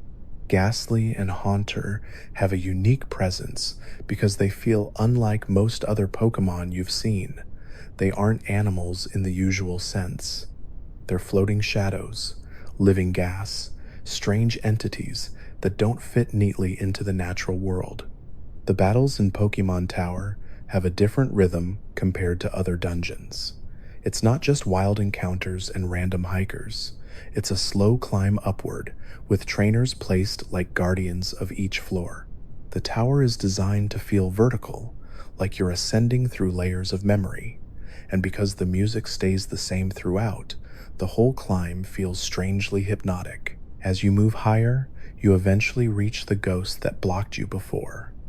This is where the Silph scope reveals one of the most important story moments in Kanto. The ghost is a Marowak. It's not just a random spirit, it's a specific Pokémon, and it's tied directly to Team Rocket's cruelty. The Marowak is the ghost of a Pokémon that was killed, and its presence in the tower is one of the clearest examples in FireRed of Pokémon being harmed in a serious way. When you battle the ghost Marowak, you can't catch it. It isn't a normal encounter, it's a story battle, and the goal is simply to calm it and allow it to rest. The battle feels different because of that. It isn't about collecting, it's about resolving something unfinished. Defeating the Marowak spirit allows it to move on, and the tower's path opens. This moment is quiet, but it carries weight. It's the game acknowledging that the world isn't always cheerful. There are darker things in Kanto, and Team Rocket is responsible for them. Beyond the Marowak, you reach the upper floors where Team Rocket is present again. This is where FireRed ties the Lavender Town story directly into the larger conflict. Team Rocket isn't just stealing fossils or running a secret casino operation. They are actively harming Pokémon and taking advantage of vulnerable places. You battle Rocket Grunts in the tower, and their teams often include the usual Rocket lineup: Zubat, Rattata, and Coughing. These Pokémon have become almost symbolic of Team Rocket by this point, representing poison, grime, and persistence. The grunts themselves talk about their plans and their lack of respect for the tower's purpose, making them feel especially unpleasant here. At the top of Pokémon Tower, you finally meet Mr. Fuji, an elderly man who has been caring for abandoned Pokémon and honoring those that have passed. Mr. Fuji is a gentle character, and his role is important because he represents the compassionate side of the Pokémon world. He isn't a trainer seeking badges. He's someone who simply cares. Mr. Fuji thanks you for saving him, and he invites you to his house. This is where you receive one of the most important items in the entire game, the Poké Flute. The Poké Flute is a simple item, but it has massive implications. It wakes up sleeping Pokémon that block your path, and it effectively unlocks new routes across Kanto. The Poké Flute is most famous for its connection to Snorlaxs. In FireRed, Snorlax blocks key roads, acting like living roadblocks. These Snorlaxs are not wild encounters you stumble into randomly. They are placed deliberately to prevent you from accessing certain areas too early. The Poké Flute is the key that removes those blocks. Once you have the Poké Flute, Kanto opens up in a very satisfying way. Roads that were blocked are now accessible. You can travel in new directions. The map begins to feel less restricted and more like a full region you can explore freely. One of the first places you might use the Poké Flute is on Route 12, south of Lavender Town, where a Snorlax blocks the path. When you play the flute, Snorlax wakes up and attacks, initiating a battle. This is one of the most memorable encounters in the game because Snorlax is huge, rare, and powerful. It has high HP, strong attacks, and it can be difficult to catch if you aren't prepared. Catching Snorlax is a major moment for many players because it feels like gaining a legendary. Even though Snorlax isn't technically legendary, it's simply rare and strong. It also becomes a valuable team member because its bulk allows it to survive many fights, and its normal typing gives it strong, neutral damage options. If you don't catch the Snorlax, it disappears. This makes it a limited opportunity, and it encourages careful preparation. Many players save before the battle, ensuring they can try again if something goes wrong. FireRed doesn't force you to catch Snorlax, but it rewards you if you do. The Poké Flute also allows you to access Route 16 near Celadon City, where another Snorlax blocks the road. This one opens the path towards Cycling Road, a long downhill route filled with trainers and a faster way to travel between Celadon and Fuchsia City. Cycling Road is another example of FireRed giving you alternate travel options, making the region feel more like a real place with multiple ways to get from one city to another. With Pokemon Tower resolved and the Flute obtained, FireRed reaches a new phase of freedom. You're no longer just following the main road from gym to gym. You're unlocking shortcuts, discovering optional battles, and choosing which direction to explore next. This part of the game is also where the HM system begins to matter more. You already have Cut, and soon you'll gain access to other HMs like Surf and Strength. Each one opens more of the world, and FireRed uses them to create a sense of gradual expansion. You don't get everything at once. You earn the ability to explore more as you prove yourself. The Flute also connects to the idea of Pokemon as creatures with habits and behaviors. Snorlax isn't blocking the road because it's evil. It's blocking the road because it fell asleep there. This is one of those small details that makes Pokemon's world feel playful even when it's being used as a game mechanic. The world feels like it has its own logic. At this point, you may also start thinking about Saffron City again. The guards have been blocking it for a long time, and you may have noticed that multiple paths lead into it. The game keeps reminding you that Saffron exists, waiting in the center of Kanto, but still locked behind a simple excuse. The Flute doesn't solve that problem, but it does give you more to do while you work toward it. The resolution of Pokemon Tower is also one of the most important moments in FireRed's story because it gives emotional closure. The Ghost Marowak can rest. Mr. Fuji is safe. The tower returns to being what it was meant to be, a place of memory rather than conflict. It's one of the rare moments in Kanto where the story feels like it truly resolves something rather than just moving forward. And because of that, this part of the game often feels like a turning point. The early game was about learning. The mid-game was about confronting Team Rocket in smaller ways. Now, with the Flute and the Silph Scope's purpose fulfilled, FireRed begins to prepare you for bigger events. Team Rocket is still out there, Saffron is still locked, more gyms remain, and the world is now open enough that you can feel the scale of what's ahead. By the time you leave Lavender Town again, you're no longer just a beginner with a starter Pokemon and a dream. You've fought criminals, explored dark caves, climbed a memorial tower, and earned tools that reshape the map. Kanto feels wider now, and the journey feels deeper, not because the story has become complicated, but because the world has started to feel like it has layers. And as you walk out onto the next route, with the Flute in your bag and new roads waiting to be explored, FireRed quietly signals that the adventure is only halfway finished. There's a certain satisfaction in finally stepping into Saffron City in Pokemon FireRed, because the game has been teasing it for so long. You've walked past its gates from multiple directions. You've seen the guards standing there with the same complaint, and you felt that central city sitting on the map like a locked door you weren't allowed to open. By the time you actually enter Saffron, it feels like you've earned it, not because you performed one heroic act, but because you've slowly gathered the right tools, solved the right problems, and reached the point in the journey where Kanto is ready to let you into its center. Saffron City is positioned in the middle of the region, and that placement matters. It isn't just another town on the way to the next gym. It's a crossroads, a place where multiple routes connect. In FireRed, entering Saffron feels like stepping into the heart of Kanto's civilization. The city is larger, more structured, and more crowded than most of the places you've visited so far. It's not coastal like Vermilion. It's not nature-focused like Cerulean. It's urban, busy, and full of tall buildings. The barrier to entering Saffron is famously simple. The guards are thirsty.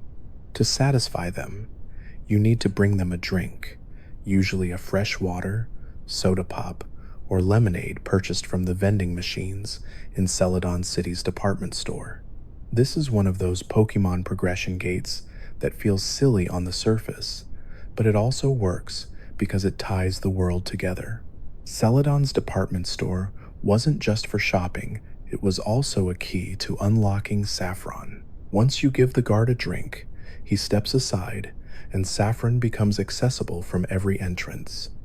That small act unlocks a major part of the map.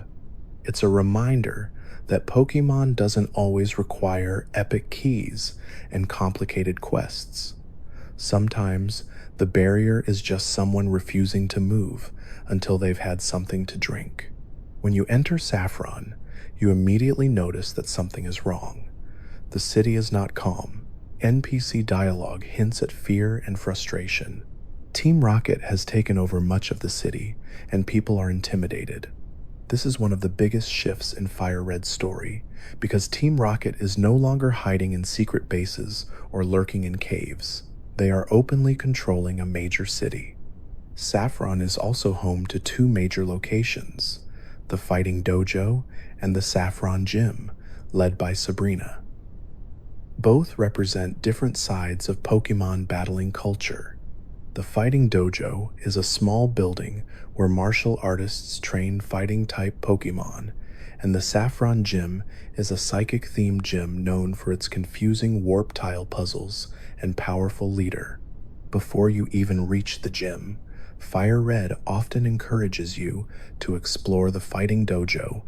Inside, you battle a series of trainers, and at the end, you receive a choice between two fighting-type Pokemon, Hitmonlee or Hitmonchan. This is another one of those classic Kanto moments where the game offers you a rare Pokemon as a reward for skill. Hitmonlee is known for kicking, while Hitmonchan is known for punching. The choice is permanent for that playthrough, and it adds another layer of replay value. Hitmonlee and Hitmonchan are both fighting types, which are useful in Kanto because fighting moves are strong against normal and rock types. They aren't required for the story, but they can be valuable team members, especially if you want extra options for future gyms and the Elite Four. But the true centerpiece of Saffron's story is Silph Co, the massive corporate building in the city. Silph Co is one of the most iconic dungeons in FireRed because it feels like a full-scale invasion. Team Rocket has taken over the building, holding employees hostage and trying to steal valuable technology. This is the moment where Team Rocket feels like a real, organized threat, not just a group of petty criminals. Silph Co is also one of the longest and most complex dungeons in Kanto. It has multiple floors, warp pads, locked doors, and a maze-like structure that can be confusing if you're not paying attention. It's the kind of location where you can spend a long time wandering, battling trainers, collecting items, and slowly pushing deeper toward the final confrontation. To enter Silph Co, you need the Silph Scope? Not exactly. In FireRed, the key item you need is the card key, which is found inside the building itself. Once you obtain it, it allows you to unlock doors throughout the building, making exploration much easier. The card key becomes the central tool for navigating Silph Co, and it turns the building into a puzzle of access and progression. The trainers inside Silph Co are mostly Team Rocket grunts, but you also encounter scientists who have been forced into the situation or are working with Rocket. This adds variety to the battles. Scientists often use Pokemon like Magnemite or Voltorb, reflecting the technology theme of the building. The Silph Co dungeon is also packed with items. You can find healing items, TMs, and sometimes valuable equipment that helps you in later battles. FireRed uses Silph Co as a reward-heavy dungeon, making the long exploration feel worthwhile. One of the most memorable moments in Silph Co is the rival battle. At a certain point, you encounter your rival inside the building, and he challenges you again. This is one of the more dramatic rival battles, because it happens in the middle of a major story dungeon. It's not a clean gym battle where you can heal right before. It's a fight that can catch you off guard if your team is worn down. Your rival's team at this stage is significantly stronger, often featuring fully evolved Pokémon or near final forms, depending on your progress. The battle serves as another checkpoint, asking whether you've been training and whether you're ready for the next phase of the game. Rival battles in FireRed are often placed at moments when you're already tired, which makes them feel more intense.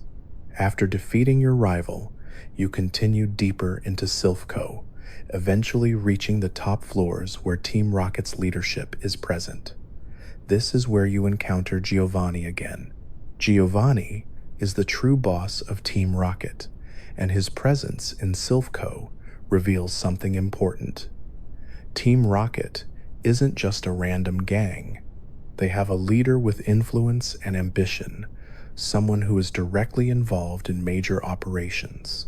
Giovanni's battle in Silph Co is more challenging than the one in Celadon's Rocket Hideout. His Pokémon are stronger, and his team composition reflects his ground-type specialty. He often uses Pokémon like Nidorino, Rhyhorn, and Kangaskhan. Kangaskhan in particular can be dangerous because of its bulk and strong physical attacks. Defeating Giovanni in Silph Co feels like a major victory because you're not just stopping a small scheme, you're breaking Team Rocket's grip on a major company and a major city. The employees of Silph Co thank you, and the building returns to normal. This moment gives a sense of relief because Saffron City's tension begins to lift. As a reward for saving Silph Co, the president of the company gives you the Master Ball. The Master Ball is one of the most famous items in Pokémon history because it has a 100% catch rate. It will catch any Pokémon without fail. FireRed treats it as a major reward, and it makes sense that you only get one. The Master Ball becomes a symbol of trust, a powerful tool given to you because you proved yourself. Most players save the Master Ball for a legendary Pokémon like Mewtwo. Some players use it on something else out of impatience or curiosity, but it's generally considered one of the most valuable items in the game. Receiving it marks a turning point because it signals that the game is now moving toward legendary encounters and endgame challenges. With Silph Co resolved, Saffron City becomes calmer, and now you can focus on the gym. Sabrina, the Saffron gym leader, is one of the most feared gym leaders in Kanto's reputation, mostly because psychic types were extremely powerful in the early generations. Even though FireRed uses Generation 3 mechanics, psychic types still have a strong presence, and Sabrina's team can be difficult if you aren't prepared. The Saffron Gym is designed as a maze of warp tiles. These tiles teleport you between rooms, and the puzzle can be confusing because it's easy to lose track of where you are. The gym's design reinforces the psychic theme. It feels like you're being disoriented, like your sense of space is being manipulated. Inside the gym, you battle trainers who use psychic-type Pokémon like Abra, Kadabra, and Slowpoke. These battles are often challenging because psychic moves hit hard, and many psychic Pokémon have high special attack and speed. Kadabra in particular can be dangerous because it's fast and can deal heavy damage before you can react. Sabrina's team in FireRed typically includes Pokémon like Kadabra, Mr. Mime, Venomoth, and Alakazam. Alakazam is the biggest threat. It is fast, powerful, and can sweep teams that aren't prepared. Alakazam has high special attack and speed, making it one of the most dangerous non-legendary Pokémon in Kanto. To defeat Sabrina, many players rely on dark or ghost-type moves. However, in FireRed's era, ghost types like Gengar can be tricky to obtain because they require trading to evolve, and dark types are not as common in Kanto's main story. Some players instead use strong physical attackers, hoping to knock Sabrina's Pokémon out before they can do too much damage. Another strategy is simply leveling up and overpowering her. Pokémon games always allow this approach. If you train enough, you can defeat almost anything. But Sabrina's gym is still a notable challenge because it demands either preparation or persistence. When you defeat Sabrina, you earn the Marsh Badge and a TM for a Psychic-type move. The Marsh Badge is another step forward, and it also unlocks the ability to use Surf outside of battle, depending on badge requirements in FireRed. Surf is one of the most important HMs because it opens up water routes and new areas across Kanto. With Sabrina defeated, Saffron City becomes fully resolved. Team Rocket has been pushed out, Silph Co is saved, and you've earned another badge. Saffron now feels like a true hub you can pass through freely, connecting the region's routes in a way that makes travel easier. This part of FireRed is often remembered as the middle climax of the game. You've confronted Team Rocket in a major way. You've earned one of the most powerful items in the game. You've defeated one of the most feared gym leaders. And now the journey begins to tilt toward the later stages, where the remaining gyms are spread across the region's edges, and where Surf and other HMs will open up the final paths. Saffron City and Silph Co together represent FireRed at its most structured. It's a long story dungeon followed by a major gym battle, all set in the center of the map. And when you leave Saffron afterward, the world feels quieter again, but in a different way. It feels like you've pushed through a major obstacle. The region is calmer, the roads are open. And now, with the Marsh Badge in hand and the Master Ball tucked away safely, you're ready to move toward the last stretch of Kanto's journey. After the intensity of Saffron City and the long climb through Silph Co, Pokémon FireRed begins to feel like it exhales. The center of Kanto is no longer under Team Rocket's control. Your rival has been pushed back again, and the story has delivered one of its biggest rewards in the form of the Master Ball. Now the game gently shifts your attention away from office buildings and city streets and towards something more natural and open. This next phase of the journey brings you to Fuchsia City, a place where Kanto becomes quieter, greener, and a little more untamed. Fuchsia City sits in the southern part of the region, and reaching it can be done in more than one way. You might arrive by traveling down Cycling Road from Celadon, gliding past trainers on bicycles, and feeling the satisfying speed of the downhill route.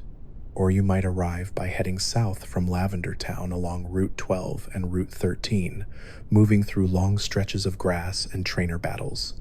Both paths have their own personality. Cycling Road feels like a smooth, fast highway. The coastal routes feel slower and more scenic, like you're taking the long way around and seeing more of Kanto's countryside. No matter how you arrive, Fuchsia City immediately feels different from the cities you've seen so far. It has a calmer layout, with less emphasis on tall buildings and more emphasis on open space. The city's color palette and design lean into the idea of nature. It's not as busy as Celadon or Saffron. It's more like a town that lives alongside the wilderness rather than trying to dominate it. One of the first places many players notice in Fuchsia is the Safari Zone. The Safari Zone is one of the most iconic features of Kanto, and in FireRed it remains a major highlight. It's not just a place to catch Pokémon, it's an entire different mode of play, with its own rules and its own quiet tension. To enter the Safari Zone, you pay a fee, and you're given a limited number of steps to explore before your time runs out. Inside, you don't battle wild Pokémon the normal way. Instead, you encounter them and choose between throwing safari balls, throwing bait, throwing rocks, or running away. This creates a strange, almost peaceful kind of gameplay. You aren't fighting. You're observing and trying to capture. Safari Zone Pokémon are often rare or difficult to find elsewhere. In FireRed, the Safari Zone can contain Pokémon like Nidoran, Paris, Venonat, Execute, Rhyhorn, and sometimes even Chansey, which is famously rare. It can also be a place to find Pokémon that feel special because of how much effort they require to catch. Chansey, for example, is not just rare, it's also difficult to capture because Safari mechanics can cause it to flee quickly. The Safari Zone is divided into different areas, each one with slightly different Pokémon encounters. This encourages exploration and careful use of your limited steps. You can't just wander endlessly. You have to decide where to go, which corners to search, and whether it's worth spending time chasing a rare encounter. But the Safari Zone is not only about catching Pokémon, it also contains important items, including HMs. In FireRed, one of the most important items hidden in the Safari Zone is the HM for Surf. Surf is a massive turning point in the game because it allows you to travel across water routes and reach places that were previously unreachable. Finding Surf inside the Safari Zone feels like a reward for exploration. You have to navigate the zone's layout, avoid wasting steps, and search carefully. When you finally obtain Surf, it feels like you've gained a key that unlocks an entire new layer of the region. The Safari Zone also contains the Gold Teeth, another important item that ties into a small side quest. An NPC in Fuchsia City has lost his teeth, and if you find them in the Safari Zone and return them, he rewards you with the HM for Strength. Strength is another important HM because it allows you to push boulders in the overworld, opening up more puzzles and pathways. Surf and Strength together represent a major expansion of your abilities. Cut opened small routes. Surf opens entire oceans. Strength opens caves and puzzle areas. By the time you leave Fuchsia City, you're likely to feel much more capable than you did earlier in the game. Fuchsia City itself also contains the Pokémon Zoo, which in the original games was a location where you could see Pokémon in cages, though in FireRed, it's more of a reference than a full feature. Still, it adds flavor to the city. It reinforces the idea that people interact with Pokémon in many different ways, not just through battling. Another important location in Fuchsia City is the gym, led by Koga. Koga is the poison-type gym leader, and his gym has a very specific vibe. It's filled with invisible walls and maze-like paths, creating a puzzle that feels sneaky and disorienting, fitting for a ninja-themed leader. The gym trainers use poison-type Pokémon like Coughing, Wheezing, and sometimes Mook or Venonat depending on the version. Poison types are known for inflicting status conditions, especially poison itself, which slowly drains your Pokémon's health after each turn. This makes Koga's gym feel different from earlier gyms. It's less about raw power and more about endurance. Koga's team in FireRed typically includes Pokémon like Coughing, Muck, and Wheezing. These Pokémon are bulky and can survive multiple hits, which makes the battle feel slower. They also use moves that can confuse, poison, or otherwise disrupt your strategy. This battle can become a test of how well you manage status conditions and healing items. One of the most notable things about poison types in Kanto is that they often pair well with defensive strategies. Muck, for example, is known for being tough to take down, and Wheezing has strong defense and access to moves like self-destruct. Koga's gym can feel calm in pace, but dangerous if you aren't prepared. Having antidotes, full heals, or Pokémon that resist poison can make the gym much easier. Ground and Psychic types can also be useful here. Psychic moves in particular are strong against poison types, and by this point in the game, you may have access to Pokémon like Kadabra or Alakazam if you've been training them. Defeating Koga earns you the Soul Badge and a TM for Toxic. Toxic is one of the most famous status moves in Pokémon because it inflicts a special kind of poison that grows stronger over time. Toxic becomes a powerful tool for wearing down bulky opponents, especially later in the game when you face high-level Pokémon with large HP pools. The Soul Badge also unlocks the ability to use Surf outside of battle in FireRed, depending on the badge system. This is where the game truly begins to open. Surf is not just a move, it's a method of travel, and it turns the region into something much larger. Once you have Surf, you can explore new routes along the water. You can reach the Seafoam Islands, the power plant, and eventually Cinnabar Island. You can also access smaller hidden areas that were previously unreachable. Water becomes a highway, and suddenly Kanto feels like it has depth beyond land routes. Surf also changes the rhythm of travel. On land, you're constantly stepping into grass and encountering wild Pokémon. On water, encounters still happen, but the environment feels smoother and more open. Surfing feels like gliding.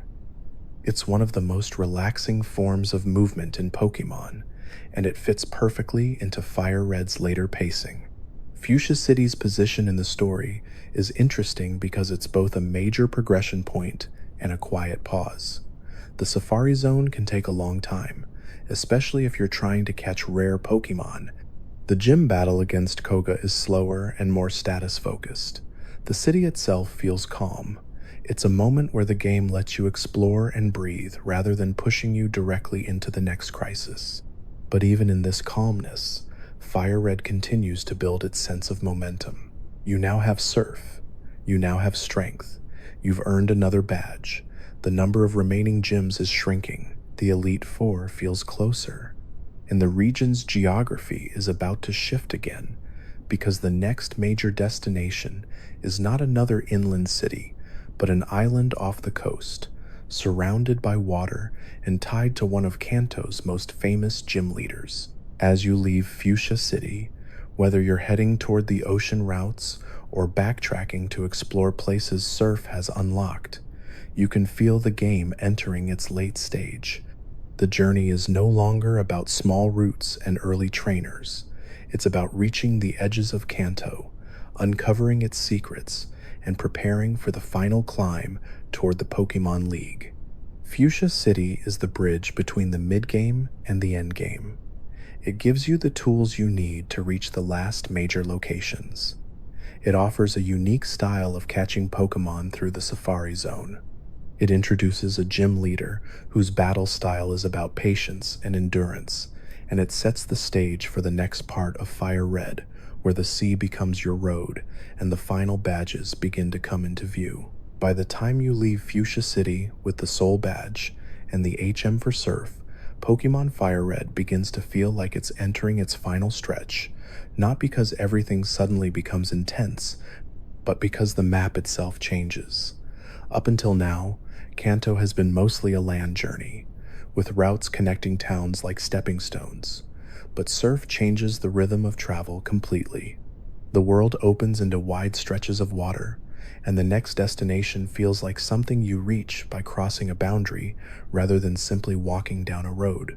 Cinnabar Island sits off the coast, isolated and quiet, and reaching it feels like a deliberate step toward the edge of the region. Surfing from Pallet Town down the coast is one of the most iconic late-game journeys in Kanto.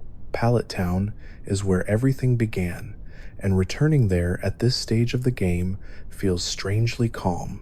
The town hasn't changed. The music is still simple. The houses are still small. But you have changed. You've traveled through caves, cities, hideouts, towers, and corporate buildings. You've earned badges. You've battled Team Rocket's leader. And now you're back at the beginning, not to restart, but to move beyond it. From Pallet Town, you can surf south onto Route 21, a long water route filled with wild Pokémon and trainers. The sea routes in FireRed have their own atmosphere. The sound of surfing is steady. The movement is smooth. The encounters are frequent, but the environment feels open. Instead of trees and grass, you're surrounded by water, with occasional islands and rocky outcrops breaking up the horizon. Route 21 is often remembered as one of the longer and more straightforward water routes. You battle swimmers and fishermen, and many of them use water-type Pokémon. This is where your team composition matters again, because if you rely heavily on fire types, you may find yourself taking more damage. Electric and grass types become valuable here, and even if you don't have them, strong neutral attackers can carry you through.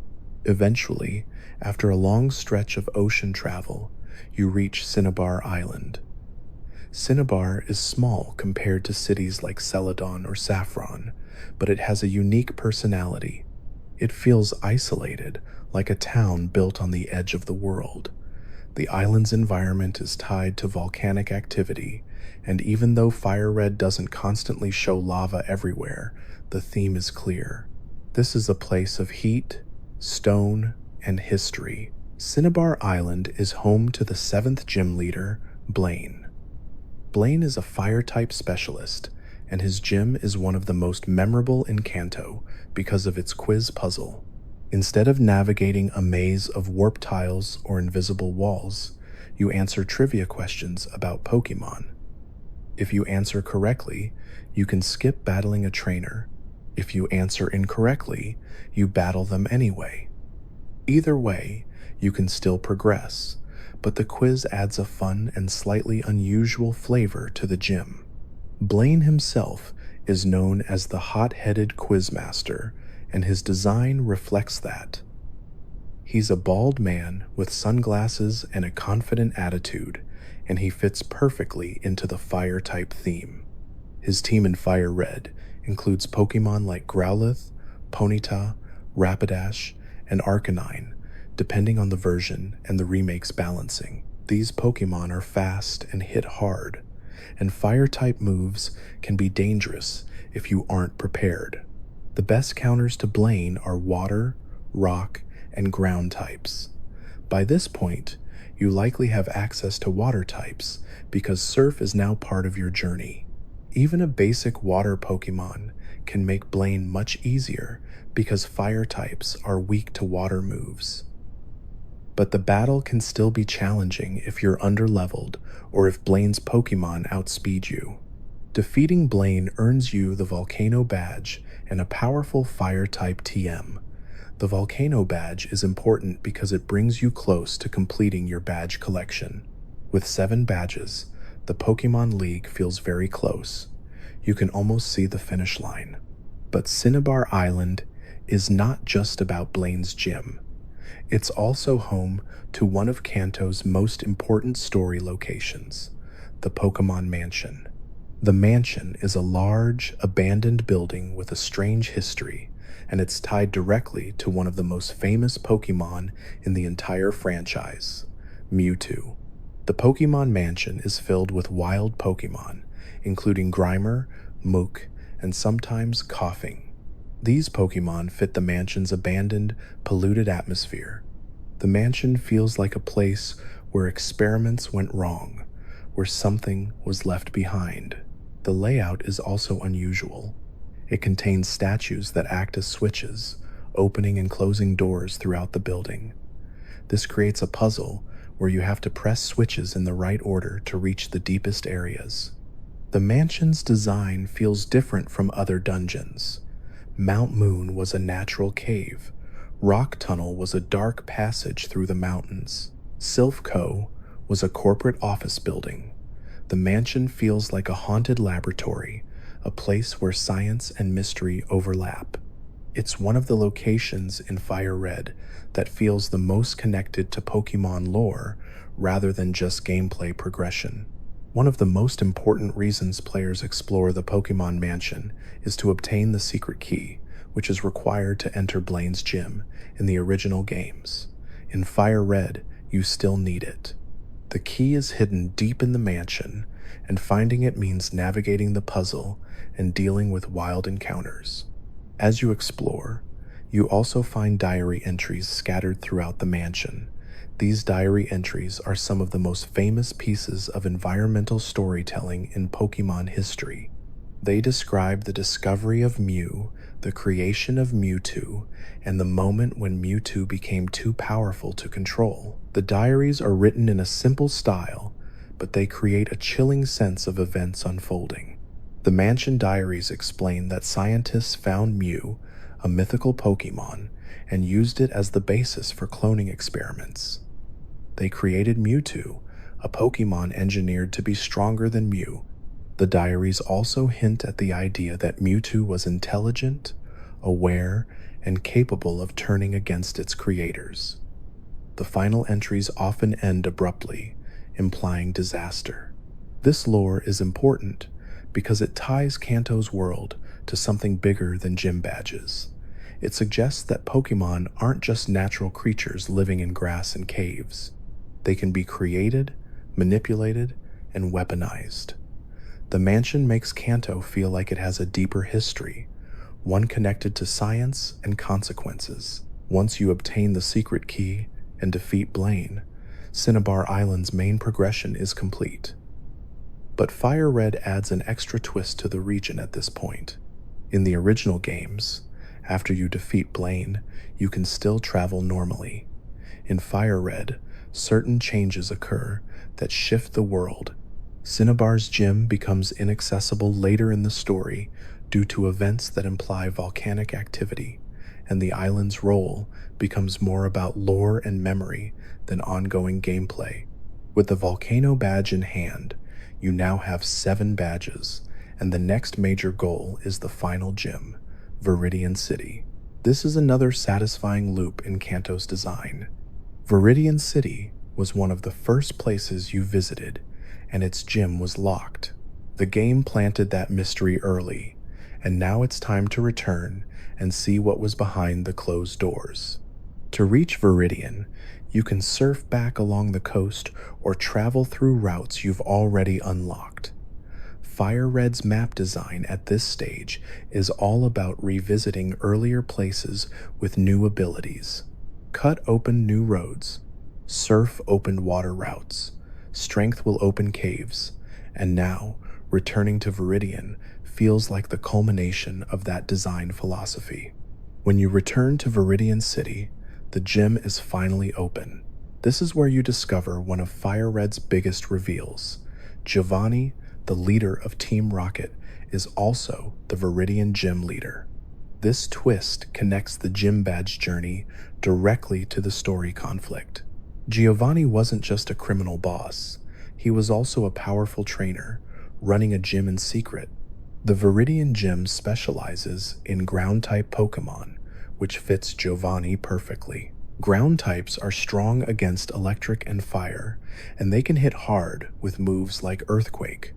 The gym itself contains a puzzle where you navigate a series of spinning tiles, similar to the Rocket Hideout. This creates a familiar feeling, like the game is tying Giovanni's gym to Team Rocket's style. Giovanni's team in the Viridian Gym is strong and well-rounded.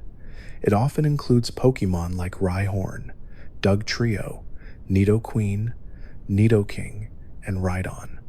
These Pokémon are bulky and hit hard. They represent the peak of ground-type power in Kanto.